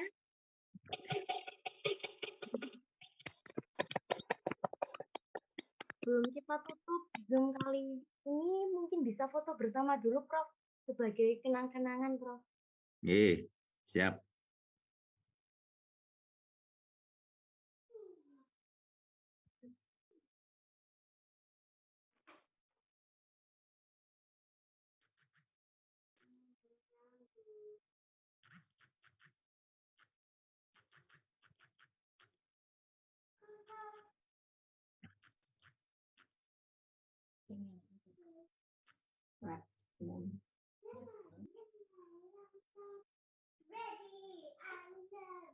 Matur nuwun sangat, mohon izin live nggih.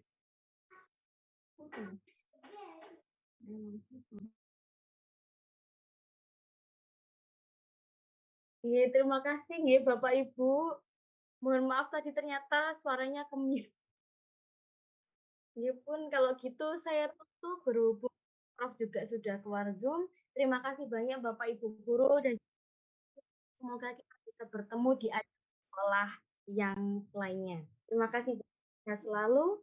Saya selaku MC sekaligus moderator mengucapkan mohon maaf apabila ada salah. Terima kasih. Wassalamualaikum warahmatullahi wabarakatuh. Waalaikumsalam Waalaikumsalam warahmatullahi wabarakatuh.